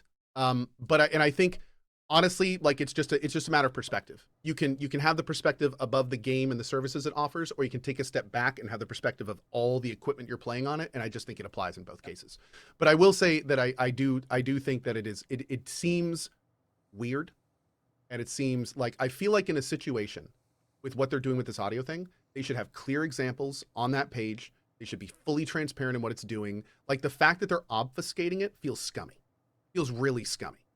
And even though they offer 30 days, again, like JP very clearly pointed out, that's just to get people to sign up and forget about it. Like that's the gimmick. So it's yeah. Though I mean, you guys are right. You guys are right. But I still hate it. Business-wise, one could say on their part, it's not smart to have that reoccur every 5 years. I wonder how that was decided. Like 5 years, not 4, not 2. I don't know why. 5 years. I don't know. That one's weird. That's a weird one to me. I don't know why 5 years. A Kitten says they cannot have examples because it's a custom profile. It is in theory will sound different to everyone. That is true. That is what their that's software true, means, but I still feel like they could have an example of like, this is the default profile and here is a profile tuned to something. So you can at least hear if it's different. You know, like it doesn't need to be custom to you, just knowing what the differences are. Like I think is important. Like what your product does. How does it change the sound? In what way? Is it going to be crisper? Am I anyway. I've beaten this subject to death, so I'm just going to shut up. Yeah, stop beating me, Cohh. Sorry. I'm sorry. Horse. Good. Look, shame on you. Shame on you. Well then. Jesus. what else is happening? We did have some, we've kind of just circled around all the like, all the bad news of the week. We had some good news. Monster Hunter announced that Wilds will be getting a demo that will be launching as early as Monday if you have a PlayStation 5 Plus subscription, I believe is what it is. And then it'll be launching everywhere else on the 31st, the evening of the 31st. I think it's like 8 p.m. Eastern is when that stuff launches. So very exciting stuff. I think at least me and Cohh, I don't know. Zeke, are you wanting to test the waters of Monster Hunter again now that there's like a new mainline? Or are you good? No. Okay. I got into Monster Hunter way too late, and jumping in now is like, you go to like like advanced calculus, you're like, oh, I'm in the wrong room. Well, I'm not. This is not the class. I'm here for Algebra 1, and I'll start somewhere else. I would actually argue and say that this is the best time to jump in if you want to jump in. Is it? Okay. Yeah. No, because that's how I felt jumping into Monster Hunter, like however long I did, long ago I did that. And I jumped in and I tried it, and it was like all these systems that were already in place that everybody was already used to, and I was just lost, you know? That will happen. But That's a good point. people did that in Worlds, and it's kind of still, for the most part, the same systems. But yeah, if you're not wanting to interface with any of those, then probably just not your cup of tea. It is a relatively unique loop. Like you need to understand like how the monster stuff works, how to cut parts off, how to chase them. And the games like Worlds especially, it tried to teach us. Like, you know, they had little tutorial guides and they try to kind of give the new player experience a thing, but it's still kind of a lot, especially these days. Mm-hmm. Like No, even the tutorials, albeit they were fine. It was just a lot of them. There was a ton, like every 2 steps, it was like, all right, we're going to teach you about this one thing. And then, okay, you got that one thing. All right, 2 more steps. Okay, one more thing. And it was just like, can I play? Like, I don't know. Can I just beat up monsters now? But like, okay, let me ask you this. Is there do Monster Hunter games have like a definitive end? Yes. There's an end with credit rolling, and there's generally a giant end boss too of some kind. Okay. Now, sometimes like with Worlds, you'll see the credits a couple times because they continually update and add monsters to it. But when this game ships, there will be a definitive end where credits roll because you killed the big monster. Most people will probably stop there, but a fairly large percentage will just continue playing and hunting that monster 30 more times farming 1,000 times, get whatever weapons and armors they want from it. But there's a story. Granted, it's very much like, the monster is attacking us. You must save us. Okay, let me grab my sword. The monsters are angry. We must balance the wildlands. Yes, yeah. They're not super engrossing, I would say.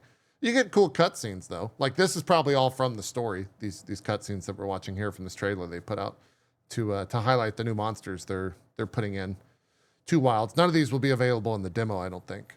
But I'm excited for the demo. I was kind of upset about only because I don't have PlayStation Plus, which is maybe one of the only services I don't subscribe to. I was gonna say that sounds weird, JP. Yeah, I even have PlayStation Plus. I just don't. I don't have a need for it. Like I don't. Yeah. There's nothing. I don't. Neither do I, but I still have it. I'm a gamer. Well, cancel it. What are you doing? Yeah, does that mean you have to waste money on things you don't use? Like, what are we doing here? That's the joke, dude. Yeah. That was the joke. Yeah. I'm not very intelligent. It's the type of thing where it's just I'll wait 3 days to play it on PC most likely, even though it'll be pretty difficult because I'm really jonesing for some Monster Hunter right now. How much are you gonna play it? I'm considering skipping it. The demo? I will probably do a run through his hammer on PC because I want to see what the game looks like on PC and how it runs on my hardware. But apart from that, I'm not going to do more than like a 4-hour run because I got to finish Metaphor. We've got Dragon Age coming out. And then after all of that, there's what I think PoE 2's in like the middle of November or something. So yeah, I've got games that I want to play, but I'm very much interested in this to kind of, get a little taste and get excited for full release in February. Cool. Oh yeah, then I also have to finish Final Fantasy VII when the Final Fantasy VII machine comes out on November 7th. I'm getting one of those Final Fantasy. Did you VII finish? Machines. Did you finish Final Fantasy? No. I'm in Yeah, I'm going to finish it on the Final Fantasy VII machine. Cool. I'm in chapter 11, so Nice. it should only be. I think Maximilian dude told me it was 8 hours if I just mainline it, 20 hours if I do everything. We'll see. Bring some tissues. Yeah, we'll see how I feel about it. How I'm feeling and how much time I want to put into it. But Oh, Stalker 2. Yep. Stalker 2 right around the corner, man. Oh my god. Oh, yeah. That game is looking so good. I've had to rip myself away. What's the guy, the dude's name on Twitter? Paris? oh yeah, Paris. Xbox. Yeah. Awesome. He did like a little preview of Yep. it. And I had to force myself not to watch it, but I skipped those around a sometimes. couple times because I wanted to see does it have the spirit of Stalker? Like when you're just running around the world, does it have the spirit? And man, I clicked 3 times and all 3 were gold mine. I watched each for 5 seconds and I was like, oh, it looks so good. Yeah, I watched. Oh my god. I watched a decent amount of those previews that came out around the same time that Paris did, and even I, as someone that's not stalker minded like you, Cohh, I was pretty interested in checking that stuff out. Random side note, we should totally ask him on the show sometime. Yeah, for sure. Dude is awesome and knows about every game available. Yeah, I will reach out to him for sure. I'll have him on. These are the times for the beta test period. Looks like they're going to be available till the 4th on every machine, pretty much. 11 p.m. for Eastern, huh? Damn. Yep. They launched pretty late into Thursday evening, so most people will be playing it, I would think, Friday. Though that's pretty early. They might jump in for a handful of hours. I think there's only going to be they said there's a story hunt, there's the zone to walk around, there's a alpha hunt, and then there will probably be, because there usually always is in these demos, a quote unquote secret hunt that they don't talk about, which will probably be the alpha of the wildlands or whatever the zone is called. But I just want to see it. Is there a PC release? Yeah. Yeah. There's a PC. I just want to see it running on my machine. Thank God they aren't double dipping. That killed the PC version of Worlds for me. Unfortunately. Yeah. I was really disappointed by that. So I'm super glad they're not doing that again. Absolutely. I hope they put out. I don't know when the 4K texture pack came out for Worlds, but I hope that they launch with that. I want to say they didn't do that for World. Chat, correct me if I'm wrong there, but I would love as someone who utilizes 4K, I would love that 4K texture pack to make it, as long as it runs well. Don't put it out and be like, it's going to run at 30 FPS. We will see how it goes. I'm mostly worried about performance. I say worried because it's, Wilds is the first go on the RE engine. This is the first time I think Monster Hunter is using the newest version of RE engine. Everyone said it was running fine at all the demos they played. We'll see how it goes on PC later this week. The other What does big RE stand release, Resident Evil. RE Resident engine is Resident Evil. Oh, it is? Okay. Yeah. I didn't want to assume.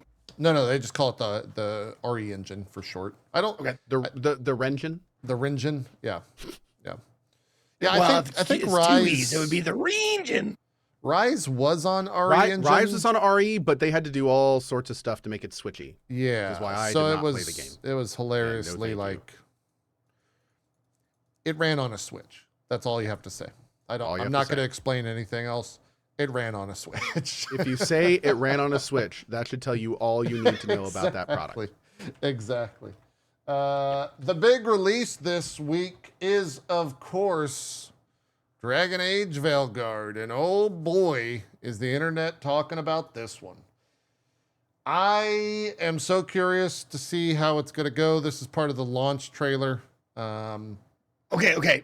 For someone who has a passing knowledge of this, what am I mad about? Social issues in the character creator mainly. Well, I would. and other stuff. It depends. Well, let me say that. Social issues, parentheses. Just like there's lots of them in different areas. There's members of the team that have had issues. There are some certain quotes that are floating around from members of the team that some people are not happy about. There is some stuff with the character creator that made people be like, how is there priority here? There are lots of things in this game that people that don't like that stuff can point at and be like, so they are. It's basically co-skirted around the issue, which I'm not going to. It's just like the woke DEI crowd is upset about like pronouns being in the character creation. And there are, I think that there are actual, this is harsh, but I think there are actual valid conversations. Like some of the races in the game, they changed the look of entirely. There's some of the writing that we've seen so far has not been great. Yeah. There's some very valid things to talk about in this game. Yeah. Which is, No, when I asked the question, I watched both of your chats explode with multiple different things. Yes. Like tons of different things from the DEI woke, but also like gameplay, graphics, like all this, like, holy shit. Is it a mess? Holy fuck. It's not a mess, but the conversation around it is a mess. I personally don't like relegating issues to like, oh, it's a DEI woke thing, because a lot of times it's far more complex than that. And I feel like saying that makes it way too surface level. Because a lot of people have different perspectives on why they feel that way. Sometimes like people will be in that crowd that have very valid, good reasons for the way they feel, but they just get lumped in with people that are just completely haters. So they're like, with the sweet baby stuff and all the other things that are going on, it's a much larger discussion that can't be boiled down to one binary thing. I will completely disagree with you, and we'll leave it at that. Okay. Sounds good. we don't need to have that conversation. I've been terminally online. I think, you know what, JP? I would argue that 90% of people agree with you. 95+% of people agree with you. Yep. Well, I mean, maybe not here, but yeah, I don't know. Again, I don't want to have that conversation. Oh no, I'm in on both sides. I just mean that I think that people pick their sides and they're just yes. Yeah, I would agree. I would agree. Yeah, There's not a lot of people looking for bridges. Yeah, it's understandable. Yeah. No, I've been terminally online long enough to know when to stop paying attention to buzzwords, and yeah. So I'm just like, ugh. Every time I see them, yeah. Next. So all of that said, anytime I see that stuff, I roll my eyes. It's just yeah. All of that said, like the people that have actually played this game, that came off all those previews, are saying pretty positive things about it.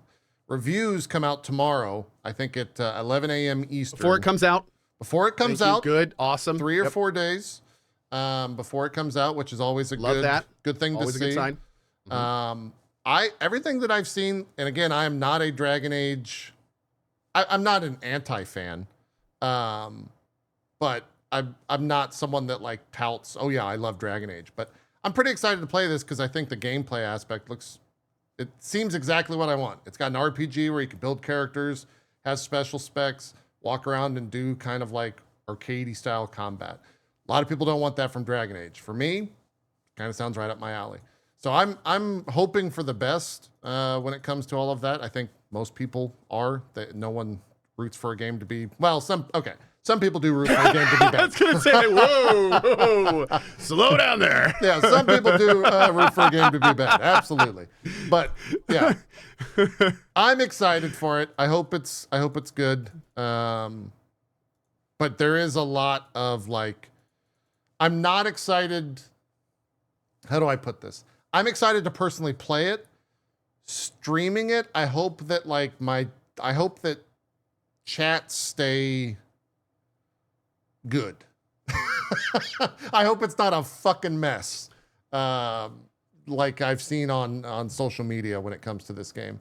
Because that would really that would suck. That would sour the experience. Hey, chat, you're gonna be fine, right? We got nothing to worry about, right?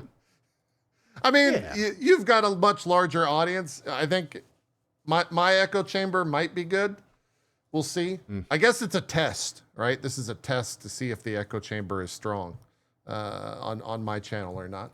But yeah, it's going to be definitely talked about all week. It starts with the reviews tomorrow, and then I'm sure once people start putting out like performance issues, if there are any, or whatever the reviews tout is a big issue, or whatever the outlier reviews tout as being an issue, those are going to, of course, it's going to be a whole mess.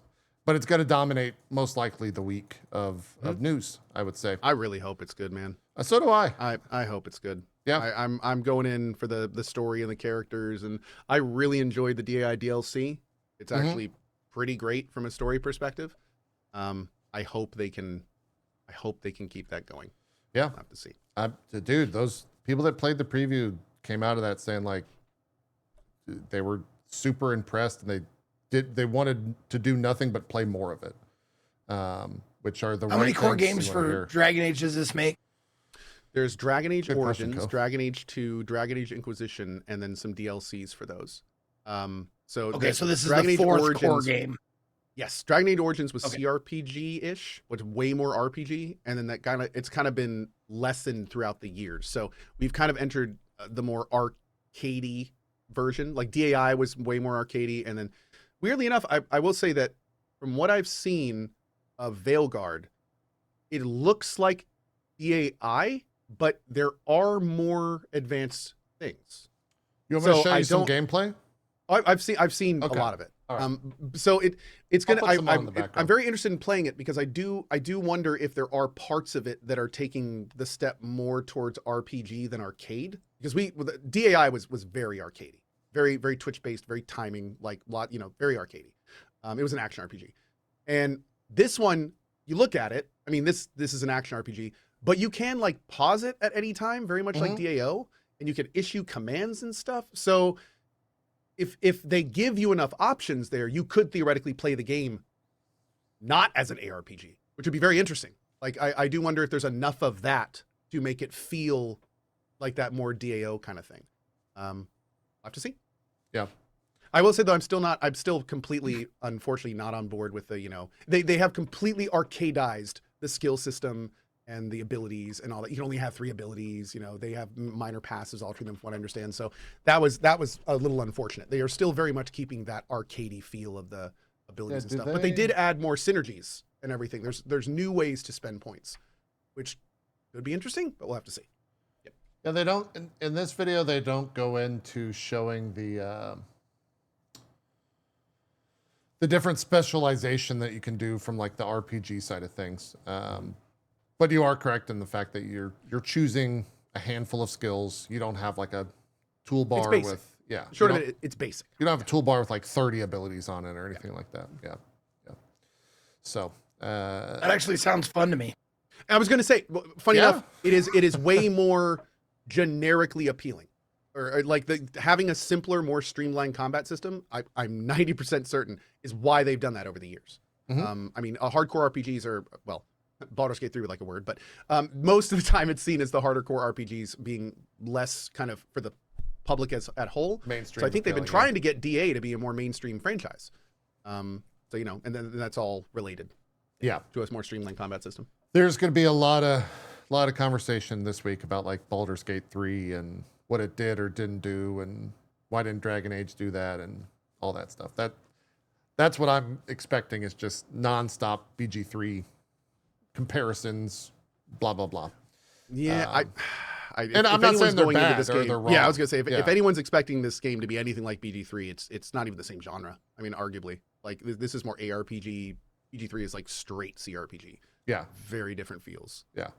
Well, I think when I say comparison, what I mean is like BG3 did that. Why didn't Dragon Age do that? Oh, like quality comparisons and stuff like that. Yeah. That will be plentiful. Yeah. Not that like this game is like Baldur's Gate. It's that why didn't they do that type deal.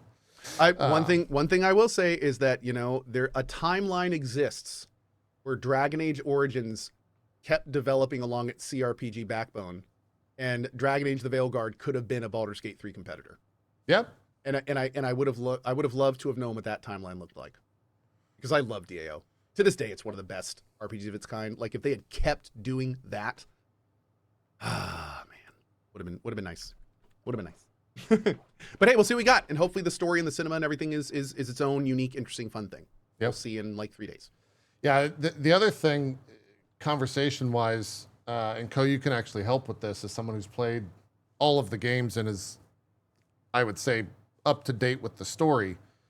I gotta watch a recap or something, because this is like a direct sequel type situation. Like I wanted to play Inquisition because I know how much of a direct lead in the DLC is. I know what happens in that. I don't know the granular details yet, but I'm gonna try to find a preview for that, or a recap for that, I should say. I will say, like, the entire story of Dragon Age Veilgard is a direct continuation of the specific contained story within the Dragon Age Inquisition DLC. Like it is basically like the Dragon Age Inquisition DLC is basically part 1 and Veilgard is part 2 of the story. So it is, and it's also awesome. I can't, like, it's not that long, JP. Like, and I'm pretty. Oh, the DLC? I don't remember for sure, but can you make a leveled up character for it? Can you just play the DLC? I don't remember. But if you can, I would definitely recommend it. You're talking about specifically Trespasser. Trespasser. Yeah. Mm-hmm. Yeah. Because what's really cool is there are, oh, no, you can't make a new character for it. Oh, it does kind of suck. That's. But the thing about Trespasser is there are events that happen in that basically, in lots of ways, reshape the lore of the entire franchise to that point. Right. And not in a retcon way. I know what you're talking about. In like this cool Hodor kind of way. And it's like, it's a very important to know in the new game. Okay. I don't want to spoil it in case some of you are going to try to play it before it comes out, because it's actually awesome. Yeah. Yeah. I got to find a recap for that, because. Okay. Some people in chat said spoil me. We could do a super quick spoiler, like just if people are interested. If you want, or if not, we can just stay quiet. What do you guys think, chat? Do you guys want a light spoiler? This is for Trespasser. Spoiler, please. Not for Veilgard. Okay. Yeah, this is for Trespasser. Okay, I'm gonna hold my hand up. Okay. Cover my mouth, and you mute the stream. And if you don't want the spoil, then wait until my hand goes down. Okay. So inside of Dragon Age, there's this super cool thing called the Veil. And you have basically been traveling with this character named Solus for like a big part of the game. And during the Trespasser DLC, not only do you get a huge amount of information on who Solus actually is, but you find out that he actually is the person that created the Veil, which is like where basically the reason that Dragon Age is Dragon Age. And like he is the new main character in Veilgard. You're going after him and trying to control him. And it's actually freaking awesome because yeah, it's great. So anyway. Yeah. It's going to be really fun. Yeah. I mean, it's actually a very cool story. That's why I'm also interested, because of you talking about that and me seeing other people being very excited about like where that story ended. And because that was what, 10 years ago? It was a while ago. Yeah. I don't know when the DLC was. Oh, God, was it really 10 years ago? I think it might have been. At least I think Dragon Age Inquisition was 10 years ago. The DLC might not have been. Weirdly enough, I was not able to immediately Google it. Dragon Age Inquisition came out in 2014. So Dragon Age Inquisition came out 10 years ago. And the final DLC wasn't released until almost a full year later in September of 2015. Oh, okay. So almost 10 years. Yeah. Is this right? Yeah, I think maybe. Yeah, okay. Oh yeah, and it had like 5 DLCs, didn't it? There was a lot. Yeah, that's when I was considering doing a full playthrough of it. It was like, do you have 100 hours? No.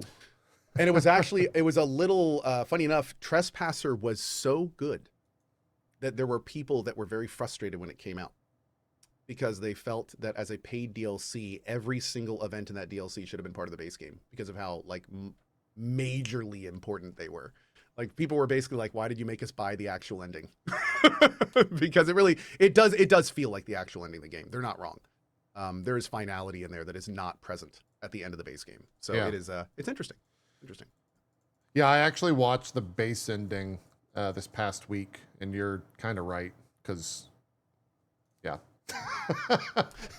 It definitely is like a what the fuck? Credits. Yes, it is.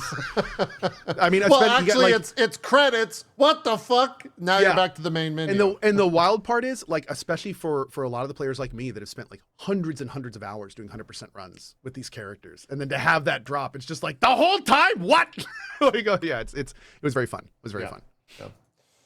Well, we will see. Reviews hit for that tomorrow at 11 a.m. Eastern. And the game will be launching on Thursday, the 31st at, I don't know, what time does it does it launch midnight? I don't know Wednesday? if we've gotten the timing yet. Yeah, I think they're still. Do they have like the worldwide release graphic or whatever? I'm sure they do. Noon Eastern, 12 p.m. Eastern. Okay, cool. Oh, okay, cool. There you go. That'll be on Thursday. I think that is it for news. Just scrolling here real quick. Chat, if there's anything else. Were either of you, I don't mean this offensively, but were you guys sponsored to play Wayfinder 1.0? Because I don't think you checked it out. I played Wayfinder. I got sponsored to play Wayfinder, like, I think a month before they got dropped. Yeah. Yeah, but So that was the multiplayer, awkward. and now it's like a single-player game now. Yes. I have not played it since it's been... retcon's not the right word. Reimagined? Yeah. Yeah, they basically completely reimagined it. Yeah. I've not played it since then. My chat, a couple people are saying it's good.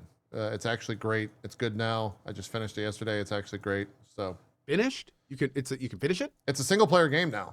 Yeah. Oh. They like completely retooled the whole thing. I think Goth has actually been talking about it. / doing sponsored streams for it, maybe. Silvertap says it's all right. Slow says it is still buggy though. Oh, that's okay. Oh, but that could be something to check out. Oh, it's $25. So that's not. That seems reasonably priced. Yeah, I'd say. Depending on how long that is. Cool. I think that's everything. But random Cohh, are you going to play Batman Arkham Shadows? Do you have any interest in checking that out? Yeah, the VR game. I think my next VR game is going to be that Metro game. I think I'm actually going to get my VR room set up for that. Okay.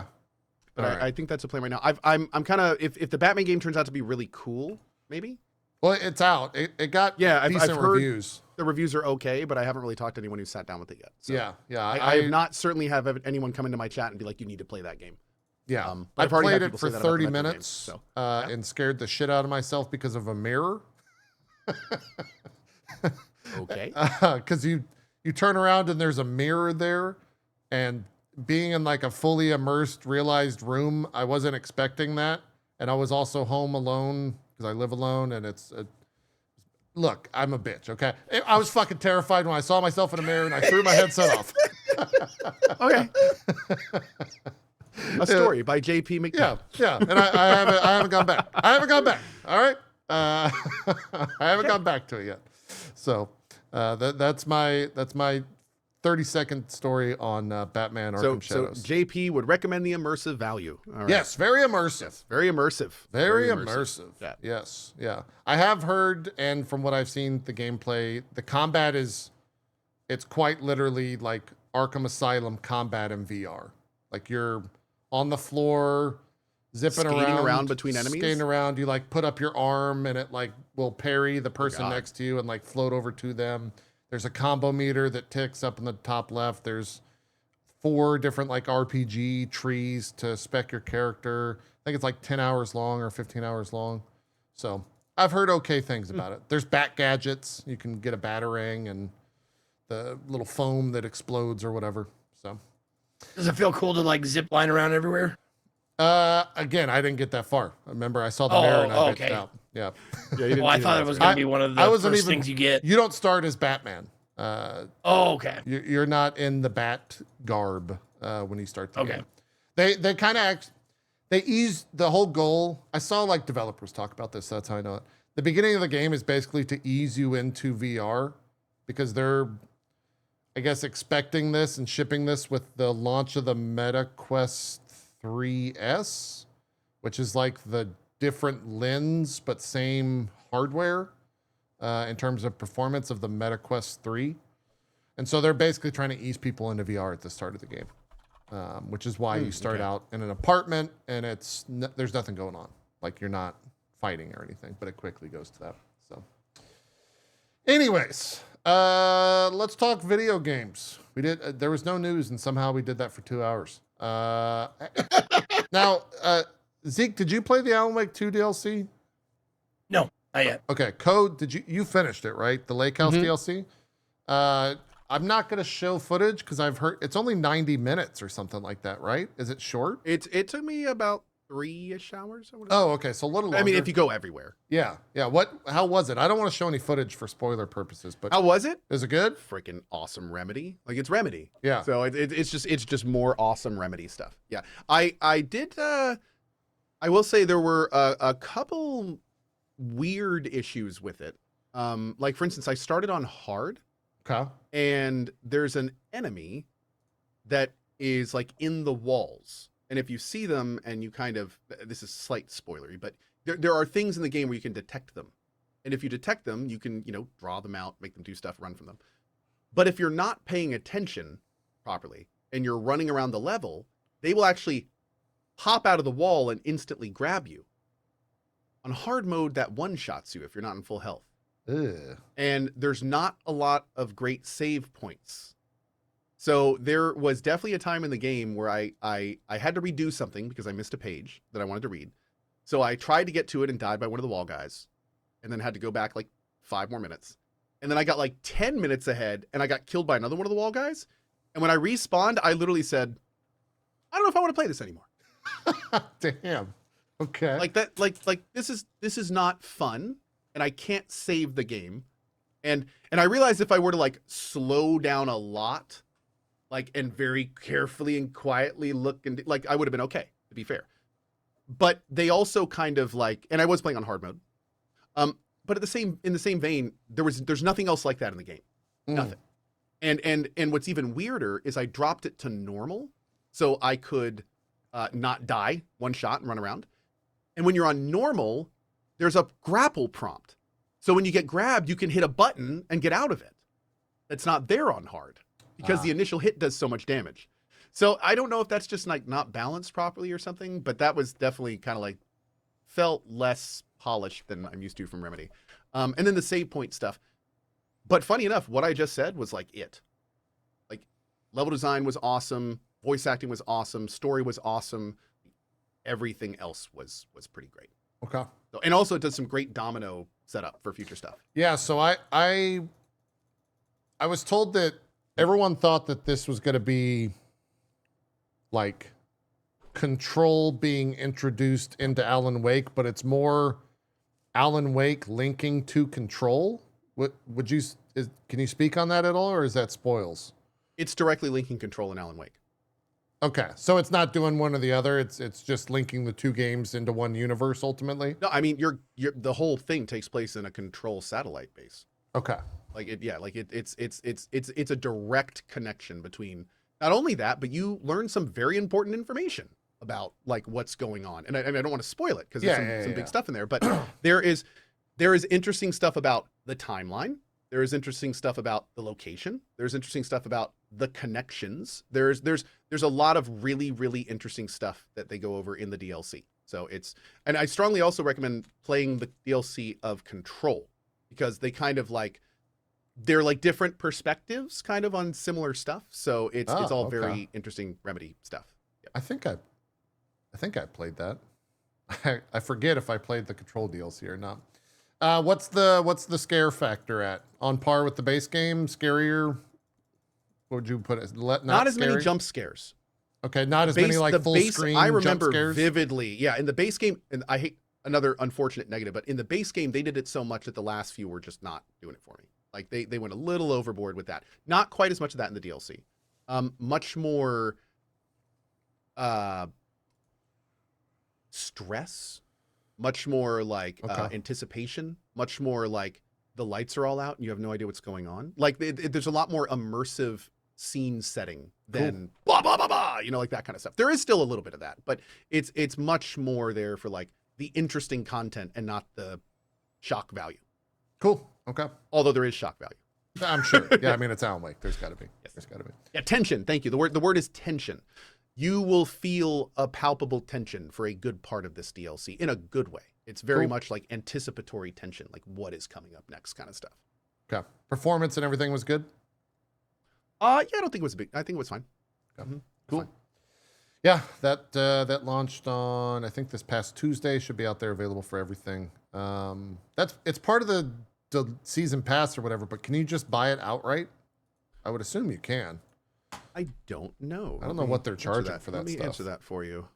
Oh, yeah. There may be an Epic thing going on with it, too. I'm not entirely sure. Let me see. You buy Deluxe to get both DLC, it's $20. Okay. That's not too bad.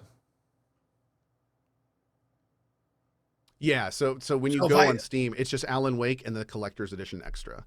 So it must be like a big included thing. I'm not sure. I already own it. I'm not entirely sure. Got it. Wait, that's one. What were we going to say, Zeke? No, if I paid for the deluxe edition beforehand, or could I have done that?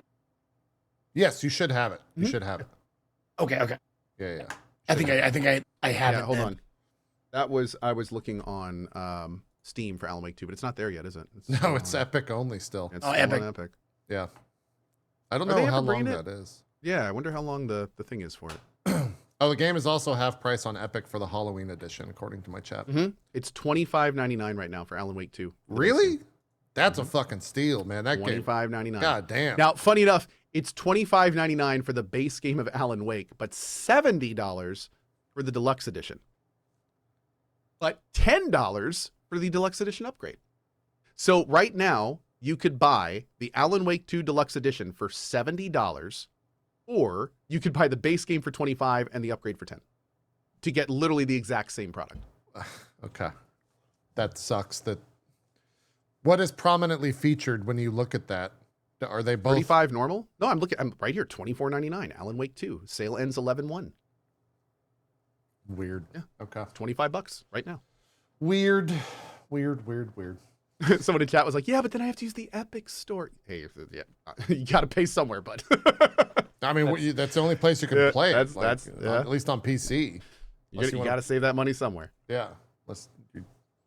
Anyways, Zeke. Oh, that's right, dude. It's not coming to Steam At all? Published by Epic. Oh, that's right. Yeah. Okay. That's right. It's not coming to Steam. It will never be on Steam. Yeah. It's not coming to Steam. No. Yeah, I'd be surprised unless if maybe it Steam was. pays for it or something. I wouldn't even know how that works. Yeah. That's a weird looking tail horse. I didn't know this was here. Oh, I got a tail too. We're You tail do? bros. Oh, okay. I think I do. Do I have a tail? Anyways, I think Jake has a tail. you got a tail. Yeah, I got a tail. Yeah, you got a big tail. I think it's the first time in my life I've ever had a tail. Oh wait, no, I've been a horse before. What? I wore a horse costume that was basically a small me on top of an inflatable horse, and I went as Tyrion Lannister. I remember that. I remember that. Yeah. Okay. All right. I get it. I actually, funny enough, I saw that very costume when I was trying to buy this costume. and I thought about, nah, I gotta get the normal costume. Zeke, what'd you play this past week? What's been the highlight for you? Well, Uh-oh. honestly, in my own time, I have been riding the metaphor train with you, JP. Okay. When I can fit it in between fucking kitchen renovations. Okay. Because yeah, Oh. it's a whole thing. My sink, my dishwasher, all this shit. It's like my kitchen is now offline completely until I get my washing machine delivered on Halloween, which is funny. And then A spooky sink. spooky dishwasher. You should do that then to I the have to delivery guys. re-undermount. Just see how long it takes them to hate you. Yeah. No, I got a full day tomorrow of going out and buying wood and cutting it to the proper dimensions and putting it like my stupid cupboards back together and all this bullshit. So That's not fun. I've been playing ReFantagio in between those those little segments of home ownership. But I'm really enjoying it. It's great. How far? I'm not that far. What's your date? What date are you at? Do you know? What I month? think I am I know I'm into July, so the second month. Oh, okay. And I just got let's see. How can I say this without spoiling? A new party member. Yes. And that party member is very cute. Sure. But also deadly. Sure. Okay. Yeah. I have 19 days left in the game. And I'm kind of stressed. Okay. Okay. I'm stressed for a lot of reasons. One, chat assures me I have time to do everything I want to do. But I'm very telling me that worried. too. Yeah, I got 19 days and I got some shit to do and I'm a little worried about it. So we're gonna see how that goes. Oops, sorry.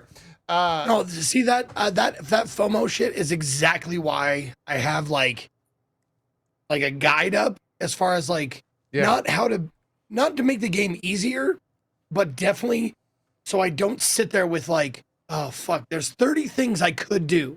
Yeah.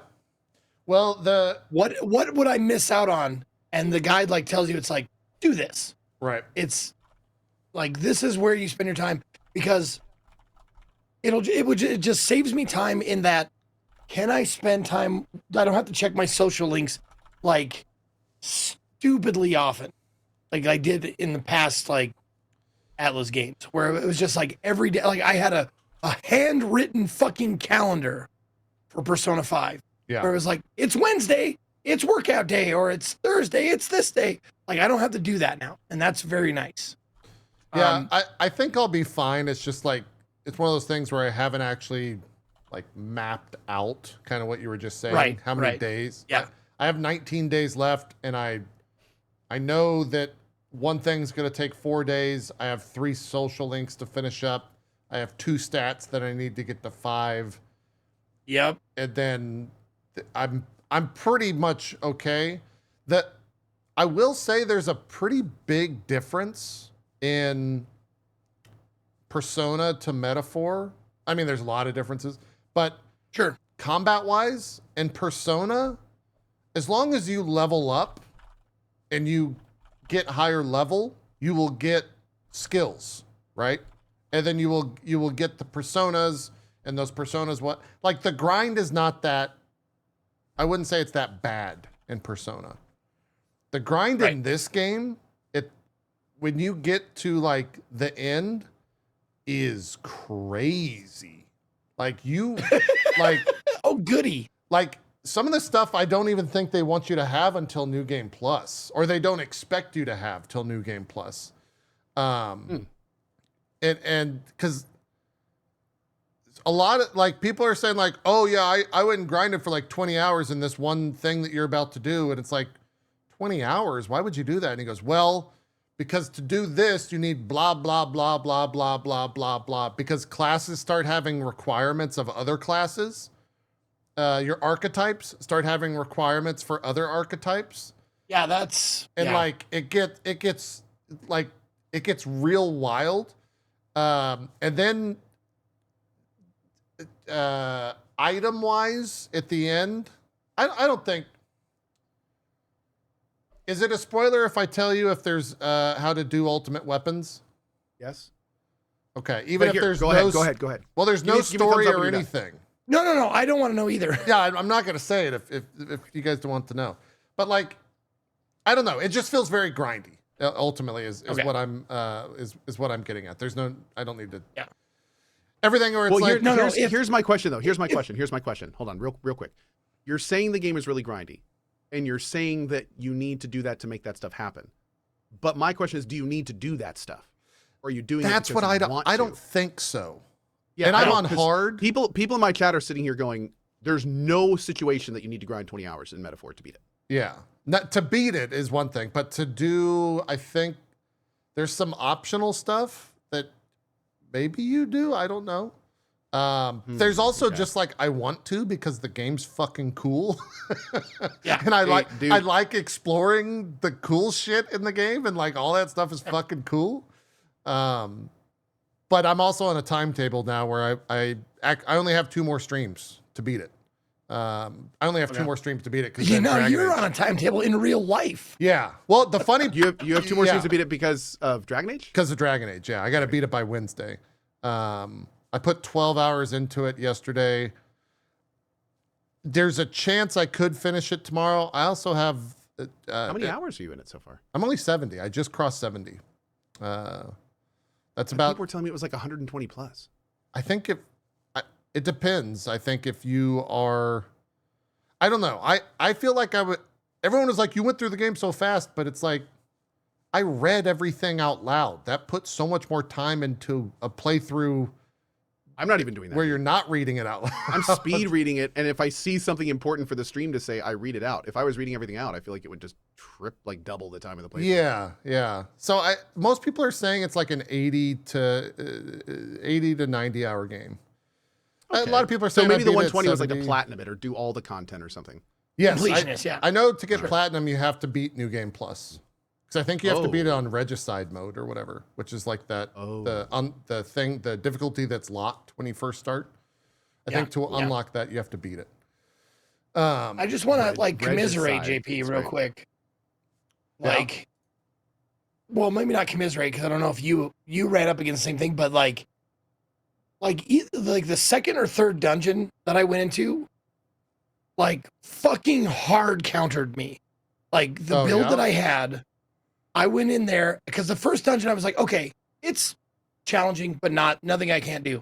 And then I walked in and I looked at you can press the left trigger or something when you're in a dungeon to see other builds and other levels. Yeah. And stuff like that from other people. It's like, no, I'm a similar level as them, but I just fucking got my ass kicked for the first little bit of that. Holy shit. Dude. Yeah. I felt like the difficulty spike. I am. Yeah, okay. I think we all playing are. on hard is almost 90% of hard for me so far has been making sure the fight's open properly. Yeah. It's like if I get hit by an enemy and they get a full first round and there's 4 of them, they've one-rounded me before. Yep. Just one round. Oh yeah, no, I ulted for that shit for sure. Yeah. That's but I'm talking about getting the perfect start, setting up, doing everything you can. And I was hitting weaknesses and shit like that and trying to do that, but still just getting fucking waffle stomped. It was awful. Did you do the main quest dungeon first, or did you do the optional dungeon available at the time? I did the main. I did the main thing first. It was the main dungeon. Okay. Yeah. Yeah. Okay. Yeah. It was the first time you meet. How can I say this? Well, it's the first main story dungeon. Oh, you're saying that where you're at? No, the dungeon that I felt like holy shit, the difficulty spiked. Okay. Was can I just say mimics? Sure. Yeah. That one. Okay. Yeah, I mean, cool. I don't know which one that is. I think hard, in my opinion, hard's the best way to play it if you're because it is challenging and you do have to set up fights properly. There are definitive fights in the game that I will say are that's a difficulty jump. That is a significant jump from what I just did to this point now. That's hard. And that's happened a handful of times. But never anything where it's I have to go and grind. I've never had to stop a fight and leave and go and grind. I can always beat it after a couple times. No, I feel like the thing is there are in JRPGs and stuff, there are workarounds that you can do. It was just I was used to coming up against a fight, figuring out the fight, restarting, and then doing the fight again and being okay. This time it was going into the fight, realizing oh, I have to fucking game this more than normal. You know? I have to bring items, which feels, it always feels so dirty when you have to use items on a thing. I will also state that about 40 hours in, I played off stream and leveled off stream for about 90 minutes. And since then, I've been slightly over leveled for the majority of the rest of the game. So you did do a little farming. I did a little bit of farming. Yeah. Okay. because for those that don't know, in the game, if you're 3 levels over a monster, then you can kill it in the overworld rather than getting into a fight with it. Yep. And so there were a couple dungeons where I didn't really like do any. They still had like a 1 or 2 mobs besides the bosses where I would do like an actual fight, but for the most part they were all just like killing the overworld. And now and that's the thing, like now at the end game, like that's stopped. Like that's quickly becoming an issue. Okay. Now, could you theoretically just go to a dungeon and level 3 times and then go back to that area? And okay. Well, you would just be in the same area. But you waste a day. Yeah, you would waste a day. Yeah. Oh, yeah. See, every day is valuable. I haven't wasted any days. I've won and done every dungeon. In a single day. It just seemed weird because like everything up to that point and everything after that point was a challenge, but not difficult.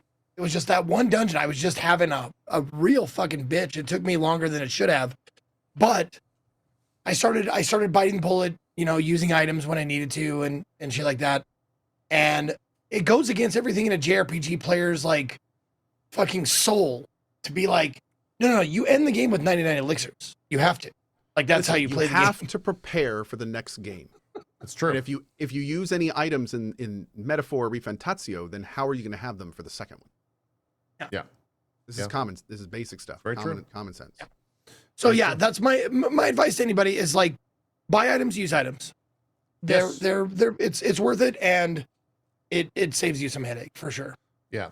And also listen to the information peddler, which is a mechanic in the game. Like he definitely like, I was like, I don't need that. I'll go. He's gonna spoil the game for me. It's like he doesn't spoil the game for you. He makes it beatable. Yeah, he tells you how to do a lot stuff, of times. A lot of tells ways, you some cool stuff around town and stuff too, which is kind of fun. Yeah. Yes. Yeah. So the information peddler is not a spoiler. It's in your home base inn. There's a guy that's like, hey, you want to know how to do this? I'm like, okay. Yeah, there's a guy that's like, hey, I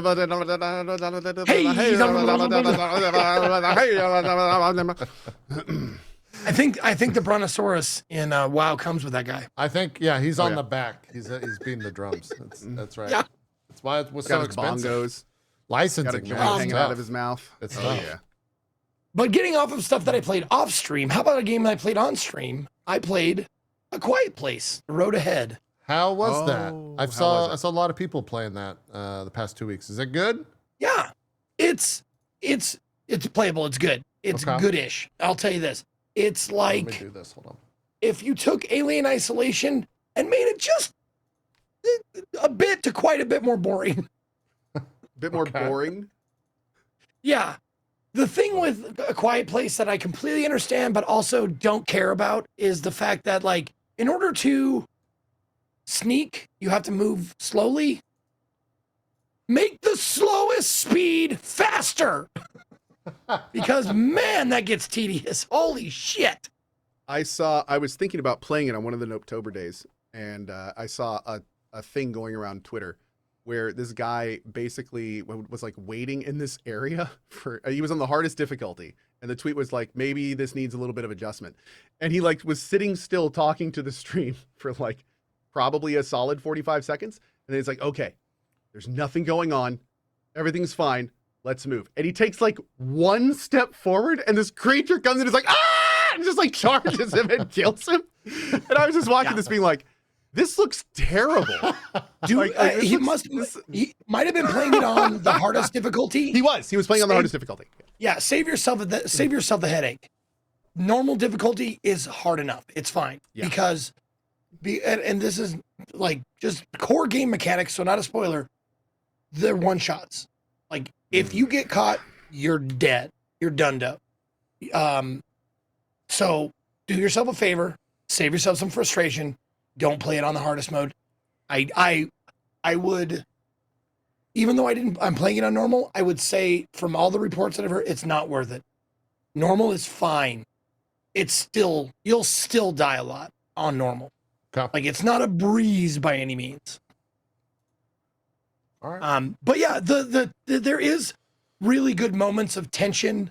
There's cool moments where the the creature is coming towards you, or one or two creatures are like hunting for you or whatever, and you like create distractions or whatever, like right before they like get up to you, because those guys, like unlike Alien Isolation, those guys can come right up to you as long as you're quiet.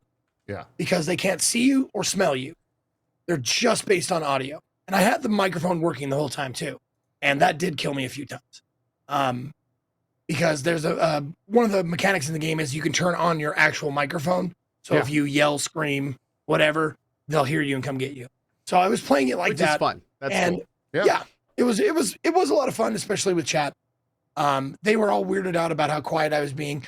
I had it so I could whisper to them and not alert anything, because they do have a good system in the game. The software, the microphone software, is fully adjustable. Can you get a 30-day free trial for it, or does it cost $20 I only want to pay a one-time fee for 5 years, though. Okay, a 5-year one-time fee. I can talk you into that. Yes, it's I think it's going to need to be 6 years to really give me the value. Okay, I can do 6. I can do 6. Okay, that works. Great, okay. That's good. Yeah.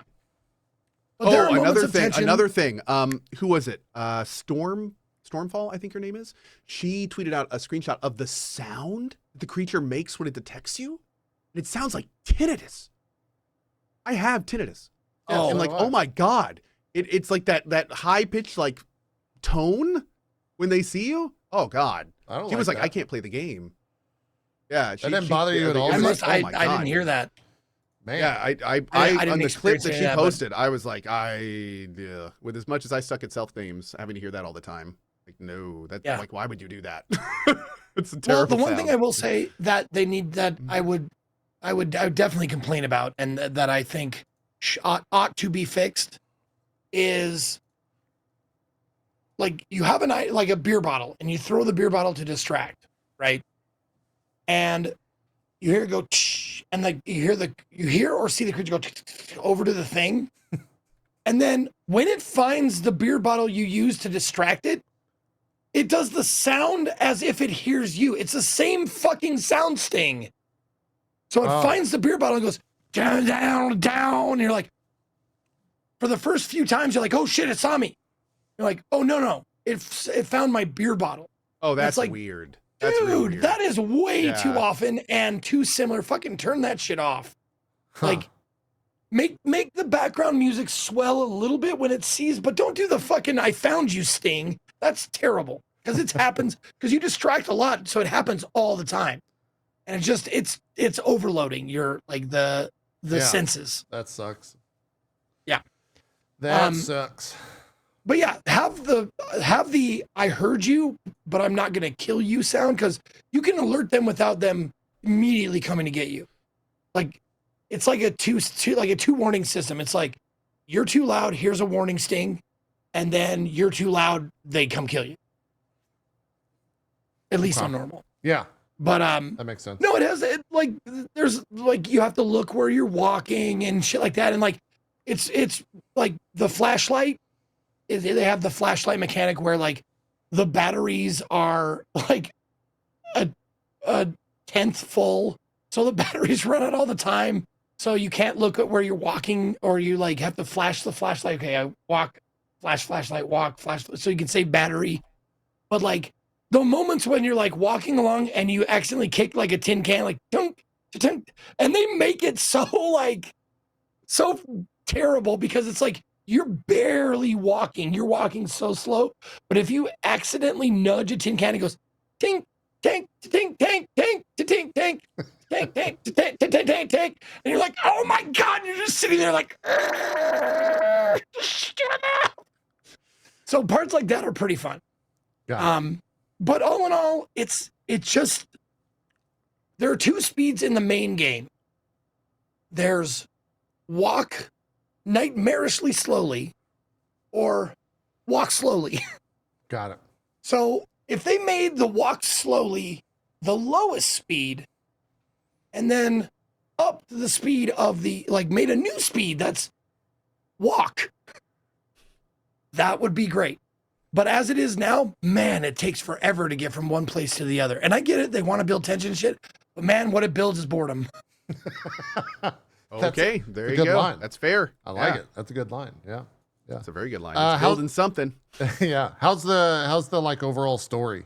Is it fine? No, it's fine. And I liked the movies. I was a big fan of the movies. I really enjoyed even the most recent one. I liked the idea of it. Yeah. And but the story is not super duper important. It's you're survivors and you have to go to a place to survive.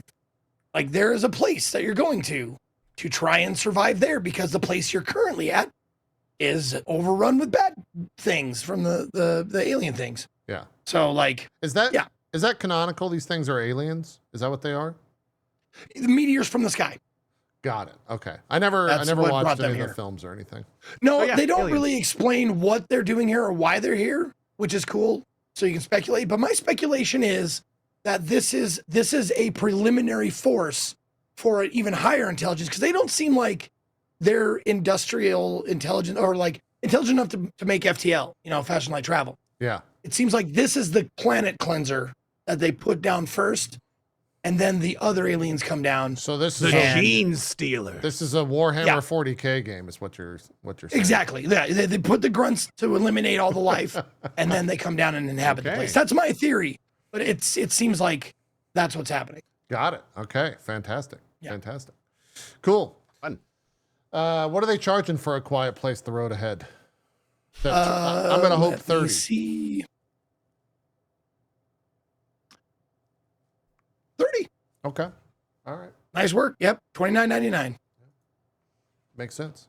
Makes sense. But yeah, no, I mean, like the good parts about the game, it does get like if you like tension and the feeling of I could die at any time, like they do that really good. They do it too much. Like I said, you walk really slowly, so they do that a lot. The audio design is great, except for those minor things that I mentioned. The graphics are pretty great. I do, however, wish that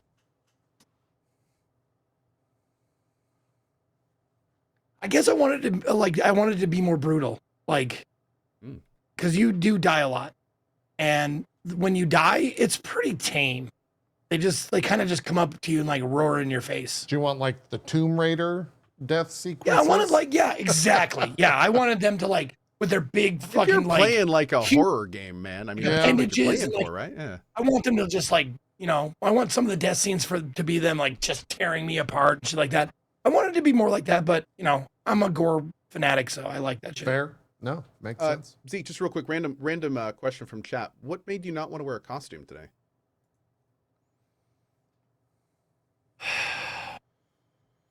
There was confusion at the beginning of the show from the last show where JP said, I am wearing a costume, by the way. I don't dress up like this all the time. I don't always wear a wig. Zeke, you visited. I don't always wear a wig.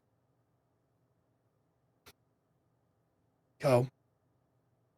I dressed up for you. Okay. Oh, thank you.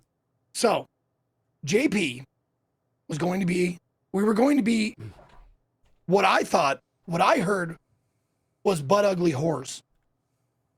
What he actually said was, you are going to be the butt of a horse. He was going to be the head, and I was going to be the butt, and it didn't work out like that because I fucked up the assignment, which I often do. That's right. I mean, you're still a piece of ass. It's true. Yeah. But I did make up for it, in case you missed it at the beginning. I did make up for it. Yes. By creating this. Yep. That is true. Then I go right here. It's good. It's good. I mean, it looks like it came right out of a Halloween store. Really. Yeah. I mean, I can't even tell there's two people there. That's right. That's right. It's wild. Also, I thought this was understood, but I guess I didn't convey the message. We weren't supposed to tell Cohh anything, Zeke, and then I saw a message while I was streaming yesterday when you were just like, shit. "Oh yeah, I'm dressing up as a whore." Now.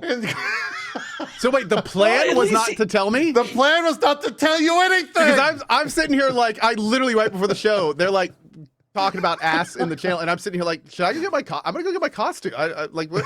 I don't even know what's going on anymore. You saying that right now, JP? I just like in my imagination, I saw you like look over Discord and go, dude, what the fuck? You could and like load up the stream from last night. You could find the point where I just go, Zeke's a fucking idiot.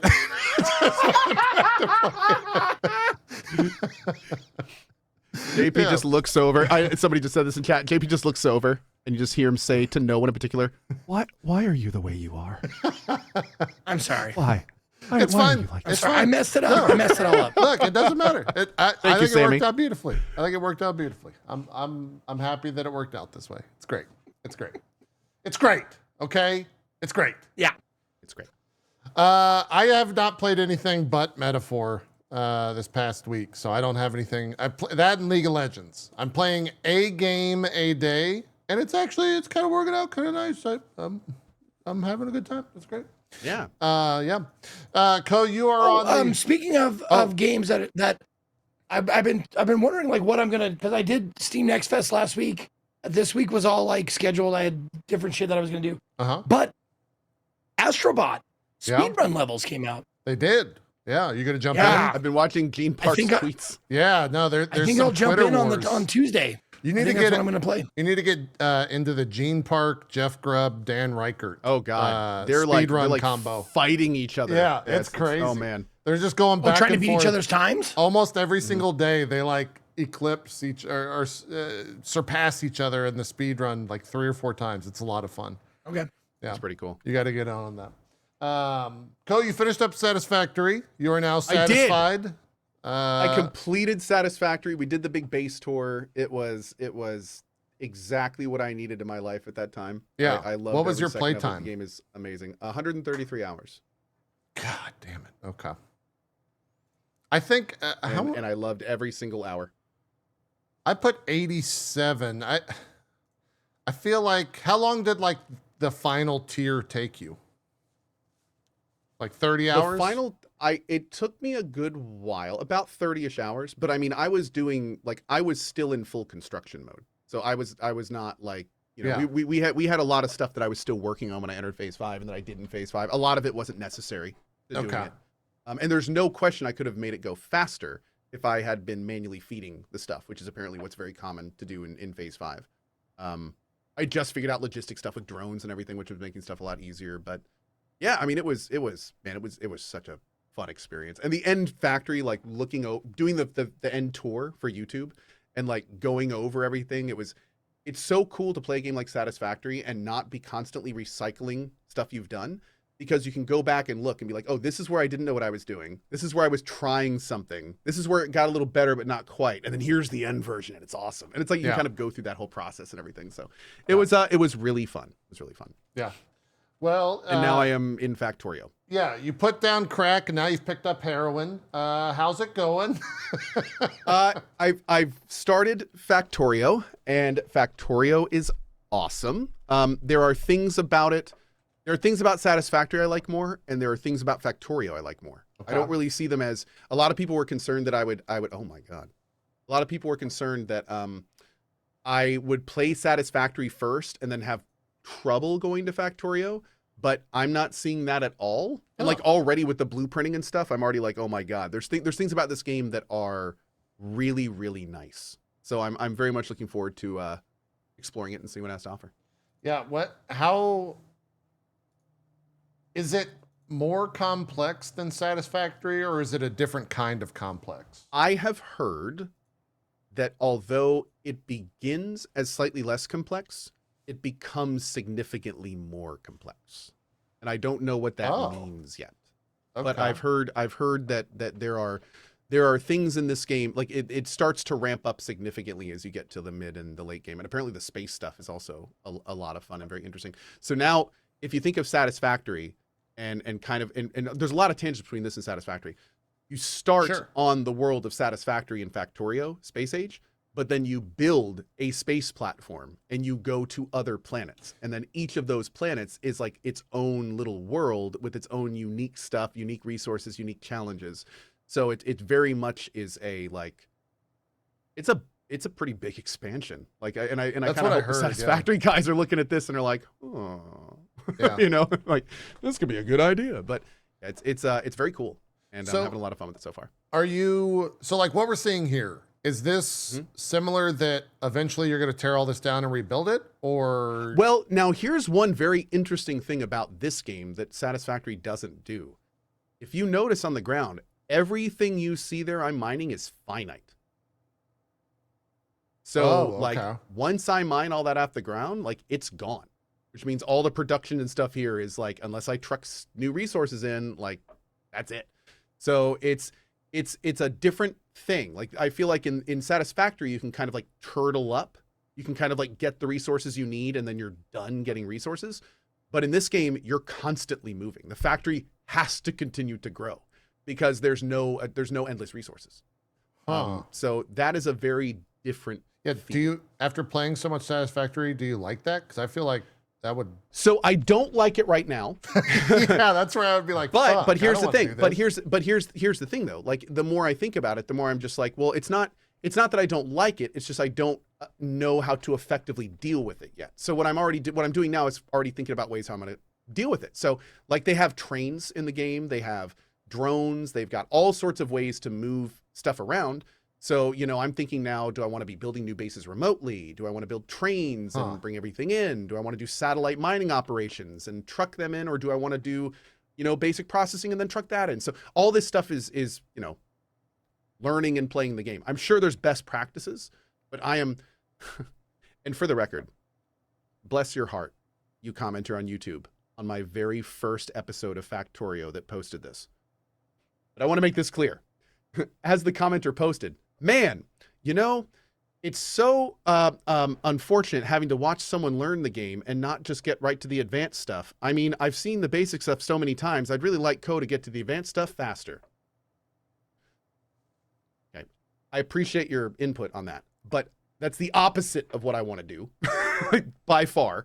I don't want to do, like, I want to slowly take my time, learn the things. I purposefully am avoiding, I think he even said in his comment something on the lines of like, I'm disappointed Cohh hasn't watched more advanced videos on how to do this properly. And it's like, no, I don't want to do that. That's the opposite of what I want to do. That's weird. Like I want to learn and play and explore and talk to chat about it and stuff like that. And so that's what I'm doing. And by doing that, it's going to be a much slower playthrough. And there's going to be parts of the playthrough that are never going to be optimal. But it's more fun. You know, I have more fun doing this. And for the record, people, I'm not playing solo. Like I'm playing with chat the whole time and they're helping me all the time. So it's not like I'm playing solo, but you know, it's a very fun way to play collaboratively with chat and not just be told the best way to do things. And more importantly, know the best way to do things. Yeah. It's kind of fun with chat sometimes because you never know who's right. So that a lot of times leads you to testing a bunch of stuff to see what works. It's a different experience when somebody goes, okay, that thing you're doing, this is the right way to do it. And if you're not doing it that way, you're not efficient. Yeah. Like that's different. So, you know, yeah. But anyway, I'm loving my time. I've barely scratched the surface. And I'm already planning out how I'm going to do like a bus style base, kind of similar to my Satisfactory one. And yeah, it's going to be fun. It'll be fun. Cool. And I don't also just two quick ones, by the way.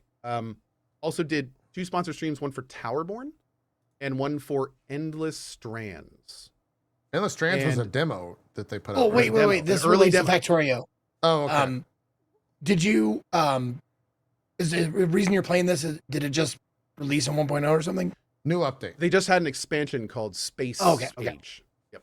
Okay. And it's a huge expansion. And there's also like a lot of QL stuff and all that kind of things. Yeah. The second one, that was, I think, didn't they put a demo out during Next Fest, right? The Eternal, what was it called? Eternal Strand? Eternal Strand. Yeah. Zeke, didn't you play Eternal Strand? Did we talk about that last week? That doesn't sound familiar, honestly, but I'll look. Okay, maybe it was a different Eternal. Were they good, Cohh? Did you like them? Oh, dude, okay. So Towerborne was very cool, very item heavy, but at the same time, it is it felt a little one-dimensional, and it definitely needs more QOL loving. It was fun though, and I did like how it was a beat 'em up that had full 3D movement. It felt really good to play. Yeah, but I wasn't quite sold on the long-term stuff. That was Towerborne. Yeah. Endless Strands, though, Endless Strand. is Okay. freaking cool. Endless Strands is basically like Dragon's Dogma and Monster Hunter and the Shadows of the Colossus. So it's like there's voice acting, there's a central hub, and you go into missions, and there's like a giant enemy you can climb on and break parts off. But there's like a big world you can go around and collect loot. Like it's doing a bunch of different things from a bunch of games I really like. And it seems is this one we play together? Well.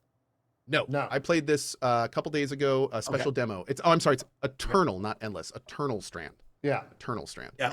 So that's a big guy I just beat right there, for instance. Oh. But it's very like there's some Dragon's Dogma in there. There's some Monster Hunter in there. Like I said, the Shadows of the Colossus style big. There's like this region had this big boss that was like constantly stomping around and had some different mechanics to kill him. It seems like it's in a great place. It's not done. It's very early, but like it's a very cool direction. Everything can be picked up and thrown around like in Control, like with telekinesis. Everything can be set on fire. The big guy, I have a spell called Ice Wall, and I can hold down Ice Wall and it paints ice like in a wall wherever I do it. I could do Ice Wall at the big enemy legs, and it would build up ice around his legs when I was using the cursor, and then it would freeze one of his legs in place. And he would like go down and have to start beating it, while then I could like jump on his back and start doing other stuff. So it seems like they're going to be adding like a lot of emergent style gameplay with how many tools they give the player, kind of like BG3 style, where you can just do a bunch of different things all the time. Yeah. And so it could be very cool. It could be very cool in that regard. This was at the Xbox event. That's where I saw this. And then I think they reached out to me as well and were like, hey, do you want to check out the demo? And I did not. So I'm actually glad that you did. And I'm kind of glad that it's actually good. I was not expecting that. So see, I put the wall down here and I was like, cool, let's see if that's going to hold him back. And he was like, yeah, so just had to walk right through it. And I was like, oh, that didn't work at all. And then I started later on, I think actually one of the people from the dev team that was watching me was like, try putting the ice wall on his leg. And I don't know if that's now, but like I started putting the ice wall on his leg and you could see it build up and start freezing his leg in place, which was really cool. And then it rooted him and did all that kind of stuff. Nice. Different weapon types are in there, different rarities of weapon types. They have unique abilities as well. There's a whole crafting system that you pick different components of each thing. So like you pick like an arm guard, but then you pick like the sub-components of it to dictate what stats are boosted and things like that. So different rarity levels with that as well. Yeah, seems like this game's trying to do a lot. Is there a multiplayer component to it, or is it single player? I don't know. Okay. I don't know. Yeah, I could see this being... I will say the main character is voiced and has a name. So I don't know if there's co-op, but there's definitely like an immersive first single-player story kind of thing. Yeah, that sounds very single-player. Okay. Cool. What's the game? Endless Strands. Yeah. It is not out yet. Eternal Strands. Eternal Strands. Eternal Strands. It's okay, guys. They paid me to promote it. Eternal Strands. I know the name. I'm just testing you all. Yeah. No, it's Eternal Strands. Yes. Eternal Strands. Yeah. You can and also, by the way, this is by Yellow Brick. This is like a lot. This is by Banner Saga. If you remember that game, Mike Laidlaw, who was one of the original Dragon Age creative directors back in the day, is actually working on this project. Oh. Like it's got some big names that are. It's not just like a lot of people on this project really know what they're doing. Yeah. Cool. That is Schminla Schmans, I think was the name of that one. Right, Cohh? Eternal Schmans. It was External Sands. Sorry, I was horsing around. Zeke. Yeah. Anything else you played this past Yes. week? What else? Actually, I did Indie Saturday this week, and there were two games that really stood out. Did you play Neva? I did. I watched a full playthrough of that, and I'm glad that I watched someone play it. Because I would have never played it myself. Because I'm not touching that game. That game's too fucking fucked up. Yeah. It's really good. I played Neva. However you whatever. say it. We argued about how to play, how to say that, and how to say GRIS. We argued about that too. It's great. I am so sorry. I need to correct. Towerborne devs are Banner Saga. I'm sorry. Oh, okay. Towerborne devs are Banner Saga. Yeah. Mike Laidlaw and that was. Yeah. Yep. I did them back to back, so there is some confusion. Not a problem. Yeah. Let me. I'll show some footage of Neva or whatever that's early on. Okay. Is that good? Yeah. Okay. That's fine. Yeah. I don't want to spoil anything. It is by the same people, some of the same people who made Gris or Gris, depending on who you ask. It is very focused on audio and visual. The gameplay is good, solid, and fun, but the real stars of the show are the audio visual elements of this. It's gorgeous. Sound design is phenomenal. It's very much one of those art as a game kind of games. Mm-hmm. So basically you travel around with this. The Neva is the name of the creature, the dog, the wolf with antlers. Yep. That travels around with you. And you know that because every once in a while you have to call out their name. Neva, like kind of like it was a little like it reminded me a little bit of Eco, another one that I have trouble pronouncing. Yep. But yeah, you call her because she'll get like dog distracted by stuff. Like she'll like see like something on the ground and she'll start eating it or sniffing at it or biting it or something like that. And you have to like, hey, come here. And then she'll come and then you'll continue on your adventure. And it's the plot of it is pretty straightforward. It's like evil black shit is like black goo is taking over the nature and you have to fight it back. And that's the basic like gist of the story.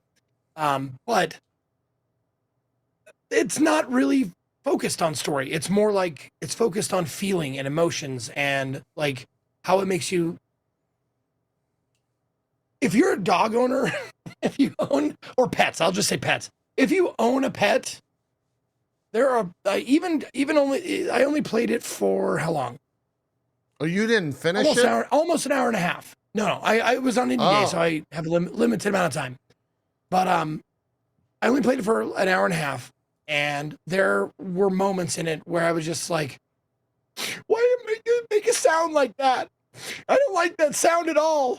That's a sound of pain, and I don't like the sound of pain coming from an animal." So there's definitely moments like that, but just remind yourself that it's a game. No one's actually being hurt. It's fine. I watched Dodger play it in full, and she was full on ugly crying snot. Oh yeah. Yeah, that's why I'll be avoiding that game. That's why I was just like, well, shit. I'm never playing that. Yep. Yeah. Apparently it's super, super sad. Like, yes. It is. Yeah. It's only like 4 hours long too. It's short. Oh, is it? Okay, then I'll finish it. Yeah. But yeah, it's really well done. You can tell where the effort went in, and it's like I remember playing Gris or Griddles. Yeah. And Griddle Sticks. It was a sight to behold. In this one, they really nailed the music and the audio design. It's like standout, like even more so. And it's chill, but not boring chill, if that makes any sense. Like it's you're constant. The one thing I do like about this is you're constantly moving. Like you're always going somewhere, and you always have the next thing to do, which is nice. It keeps you moving throughout the game. Now the actual gameplay of it, when you meet these like black goo monsters, it's very like Salt and Sanctuary, maybe like that.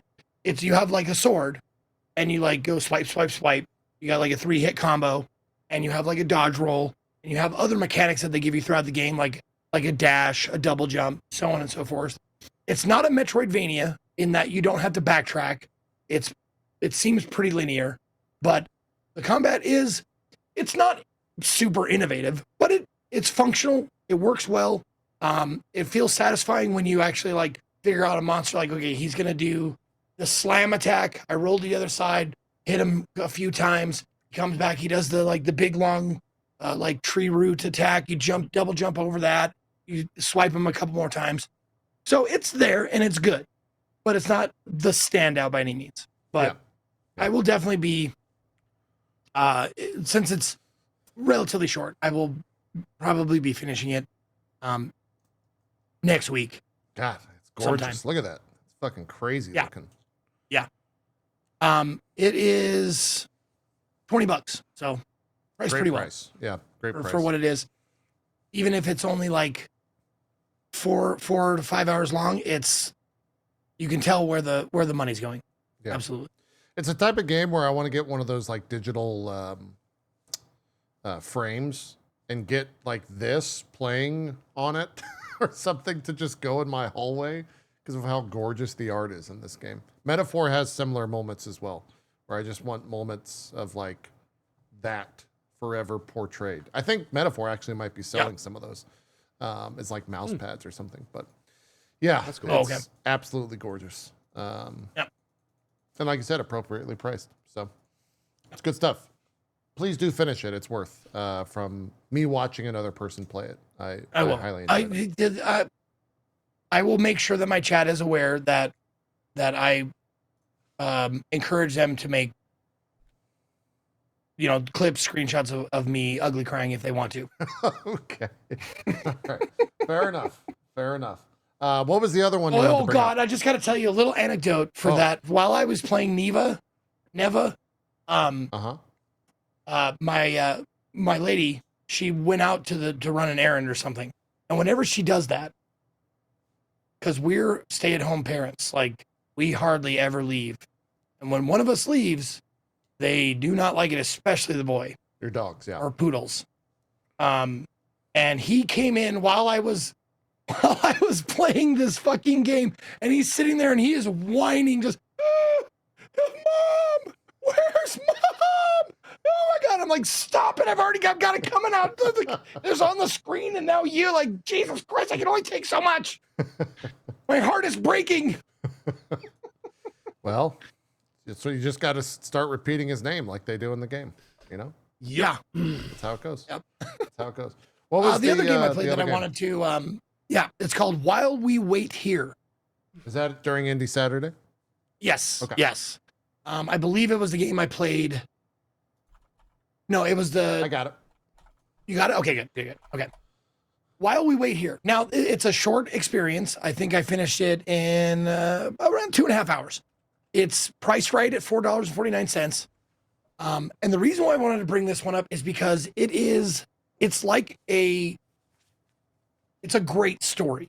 It's self-contained. It has a beginning, middle, and end, and it plays out very much like I likened it to like a Stephen King movie, like a movie made from his book. It's like that. It has like jumping around in time. It has this like element of like, what the fuck happened? What is happening? Is this real? Did this occur, or is this a fantasy? Is this my dream? Is this like, that kind of stuff? It has a bunch of that stuff, but it's all contained in this one location. It's in this diner that's like on a country road out in the middle of somewhere, like Midwest Nebraska or some shit. Because you got people coming in that are traveling through. You got like a regular old farmer guy that comes in, and the voice acting is phenomenal. They have the way they lay out the story is really, really well done. They have a gameplay mechanic in it where that keeps you busy while story is being told, which I absolutely love, and I wish more games did it, where you hear the story, people talking in the diner, and you don't have to stop, like, just to listen to them. Like, people order stuff and you make it for them, like a burger or fries or whatever. So, like, they'll start talking to each other, the diner people, and you'll go back and like grab a hamburger buns, grab meat, grab the French fries, put them on the grill, and all the while this is happening, story is being relayed. So it's very nice for people like me who can't do just one thing at a time. I have to have like, a Netflix series going while I'm playing a video game, while I'm listening to a YouTube video about like fucking building birdhouses or some shit. Yeah. It very much appeals to that person in me, and I really enjoyed it. And it doesn't overstay its welcome. There is one big standout thing that I wish, and it's a mechanical thing. It has nothing to do with the core of the game. It's the gameplay, is that there is this, and you don't do a ton of walking, but you do enough, and the camera does this. Oh, the head bob. but head bob is more like up and down. This is like side to side. So it's head bob, but it's like head like this. Okay. And I'm like the one thing that I would change about this game is they have a lot of settings that you can toggle. Like there's a pixelation setting that I had turned all the way down, like good choice. There's a like how like VHS lines or whatever. How many do you want those on there? No, I don't. But they didn't have a toggle for like the head thing. Head bob is something that can cause people motion sickness. That's definitely unfortunate. Exactly. Someone actually said I tried playing this and I got motion sick. Oh, that's the one thing that I would turn off. That reminds me, random. You just jogged my memory. For the two of you, are you guys both playing Metaphor on PC? Yep. Yeah. There's a mod you can download to get rid of the speed lines when you run. Oh, those things. Oh my God, that's great. Yeah, you should get that mod. And it does other things too, right? What this? Yeah, it does a bunch of. You can turn off some of the stuff they actually patched in. Funny enough, with their first big patch, it was like anti-aliasing they patched in. I think screen shake or something like that was one of the things that they patched in. But yeah, I specifically did it because I couldn't stand the speed lines when you're sprinting, and now they're not there, and it's glorious. It's great. So you guys should definitely grab that. I will have to look into that. Yeah, it's very simple. It's just like a file drop into the main directory. Anyways, what is this a demo for while we wait here, or is this full game? No, it's a full game. It's Okay. it's a full contained experience. 2 to 2.5 hours, 2 to 3 hours, depending on how much you mosey, how much you look around, blah blah blah. But there is a demo available, which I don't think it needs because it's only $4.49. Oh, wow. So less than $5. But it's also like one of the things I absolutely love about it is you get like of all the people who come into the diner, you get like a little slice of life from them. Like you play as them for like a short amount of time. So it's like you do your diner thing and then you jump into the shoes of the farmer, of the tinfoil hat guy, of the redhead. Like you jump into their shoes and see their stories leading up to being in the diner. And it's really cool. Cool. That's while we wait here. I think that's the show. Anything else we need to bring up? We got 4 minutes. Beat Silent Hill 2 remake. How was Silent Hill? We had who was talking about it last? Jesse. Jesse Cox, I think was talking about it last week. Yeah. I got it. Last thing, just real quick before I go. Silent Hill 2 remake is an awesome game. It's depressing. It's dark. Uh-huh. It goes into some really crazy subject matter. I wouldn't have called it Silent Hill 2 remake. Uh-oh. I would have called it Silent Hill 2 Redux or something. And the reason why is because the themes and the type of game that it is. I actually went back and watched, and I very rarely do this, I went back and watched some of my playthrough of the original Silent Hill almost 10 years ago. And the static camera of Silent Hill 2 original feels so wildly different as opposed to the over-the-shoulder of the remake. It almost doesn't elicit the same emotions. Like there's this palpable different level of immersion that comes from static camera angles. Yeah. When you hear things but you can't see them, when you hear things but you don't know where they're coming from, when the directional audio isn't there, when the enemies kind of wander in instead of like looking at you and attacking you, like it's very different. It's not worse, but it's different. It's very different. And it's like it's almost to the point where it's like Silent Hill 2 remake it's a great horror game. It's just a fine game. I would strongly recommend it, but it doesn't feel like the original. Huh. Okay. It's different, and the presentation and perspective is different enough that it's almost not a remake. And it makes me wonder if they're ever going to release a patch that does static camera angles in that game. Oh, that seems like that would. I mean, it would practically be a different game at that point, right? Like It would. yeah. But That's I a mean, lot that of work. would be a crazy cool DLC for that game. Yeah. Like I would pay $10 Just and to check see out that. Yes. Yeah. I would. But I think they've actually announced that they're kind of done with it. So I don't think we're going to see that. So there's but no way that's all. to, like, that's all. It was. There's no like toggle for static cameras.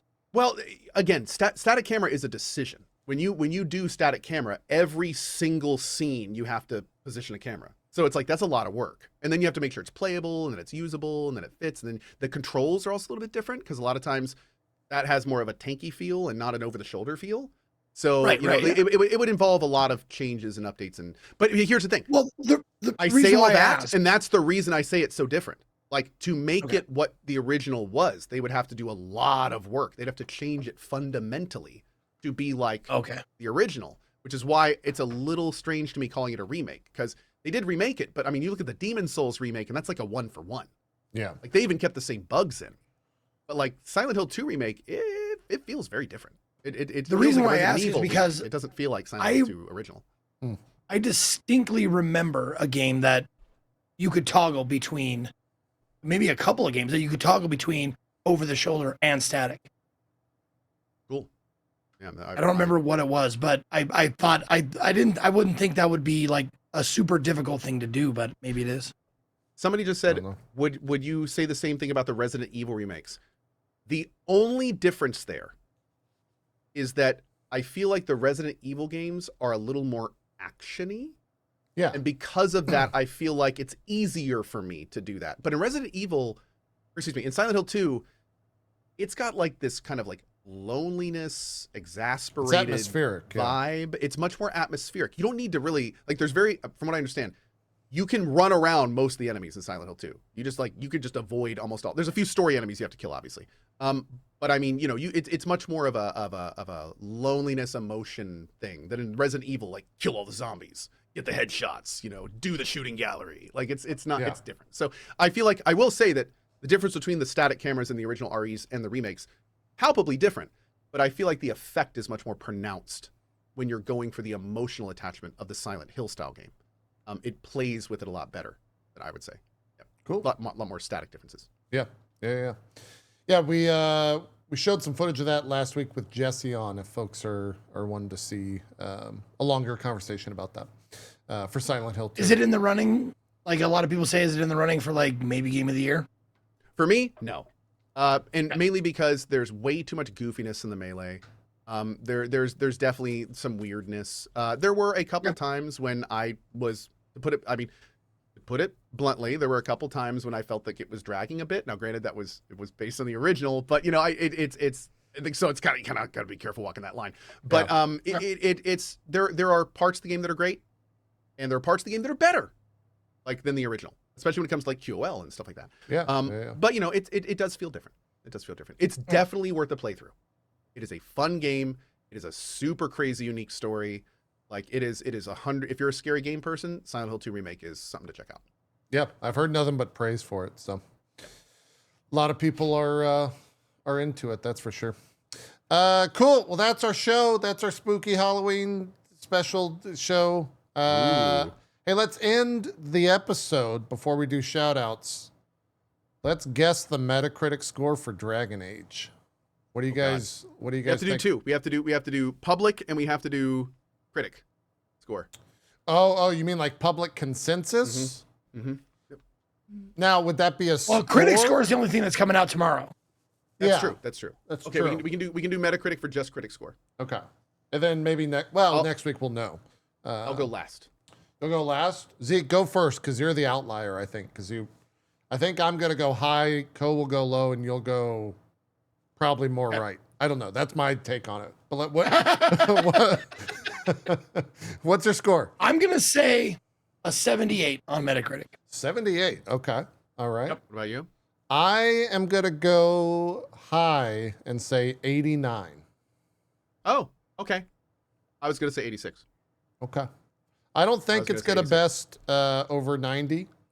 The big thing I think it has going for it is it's been very public with what it is. Yes. It's shown the combat a lot. It's shown the cutscenes. It's shown all that kind of stuff. I don't think there's going to be too many curveballs, and we've heard generally positive things about it. So I would say a high 80 score is a good place to stick it if the game can remain consistent and it doesn't have performance issues and it doesn't have bugs, which we don't know. We always got to remember performance, yeah. Cyberpunk. We always got to remember Cyberpunk, where the Cyberpunk demo ran well, looked good, and everyone thought it was great. And then the game came out, and it was not the same thing. So, we'll have to see. Yep. Yeah. All right. So also, 89, for the record, people are 86. saying, what about it that score gets brigaded? We're talking about the critic score. The critic right score, now. the Metacritic We're not score, talking about the public score. Yeah. The person's score will most likely be in the low 30s. Oh, here's what we could do. What about what about Steam rating? Do we have a full list of? Here's the thing. There's no Steam rating is a total shot in the dark. Because That's why it's so. No, let me tell you fun. why. One wrong thing could tank the entire rating. So if the Chinese translation is bad, it's going to be mostly negative because China's going to destroy it. So and that happened to a game a while back. Yeah. If one menu doesn't load right and 3,000 people downvote it overwhelmingly negative. So I would argue though it's probably going to be mixed. I would say and mixed. I think it's, yeah. I would say mixed. It's probably going to be mixed because I think there's going to be enough Dragon Age people saying it's good and pretty and looks good, and there's going to be enough people saying I'm not buying this game because it's DEI woke trash, and that's going to. Which might be Dragon Age people as well, yeah. Think positive? You're going not positive? mostly positive, but positive. Okay. I'm guessing that it's going to be in the what's the crest, like the percentage crest for positive to mixed? I don't know the scores well enough. 70, I want to say. Hold on. I've never actually seen that breakout before, so I don't know.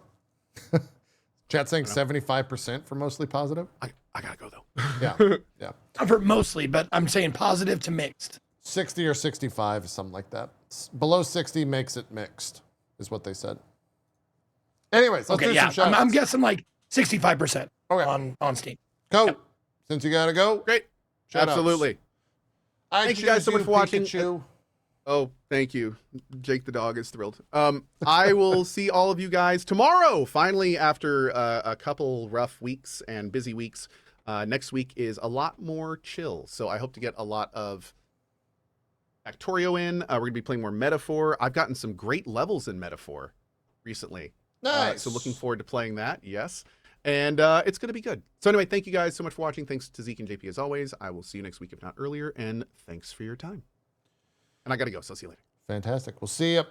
Zeke, do some shout outs. What's up, everybody? My name is Ezekiel the Third. You can find me at or / Ezekiel_III on Twitch, Twitter, and YouTube, or Ezekiel the Third, all spelled out, on Instagram and TikTok. Thank you, JP. Thank you, Cohh, for discussing games with me every week. I have a blast. I broadcast every day except Monday, so I take tomorrow off. But I broadcast Tuesday through Sunday, 10 a.m. Pacific, 1 p.m. Eastern.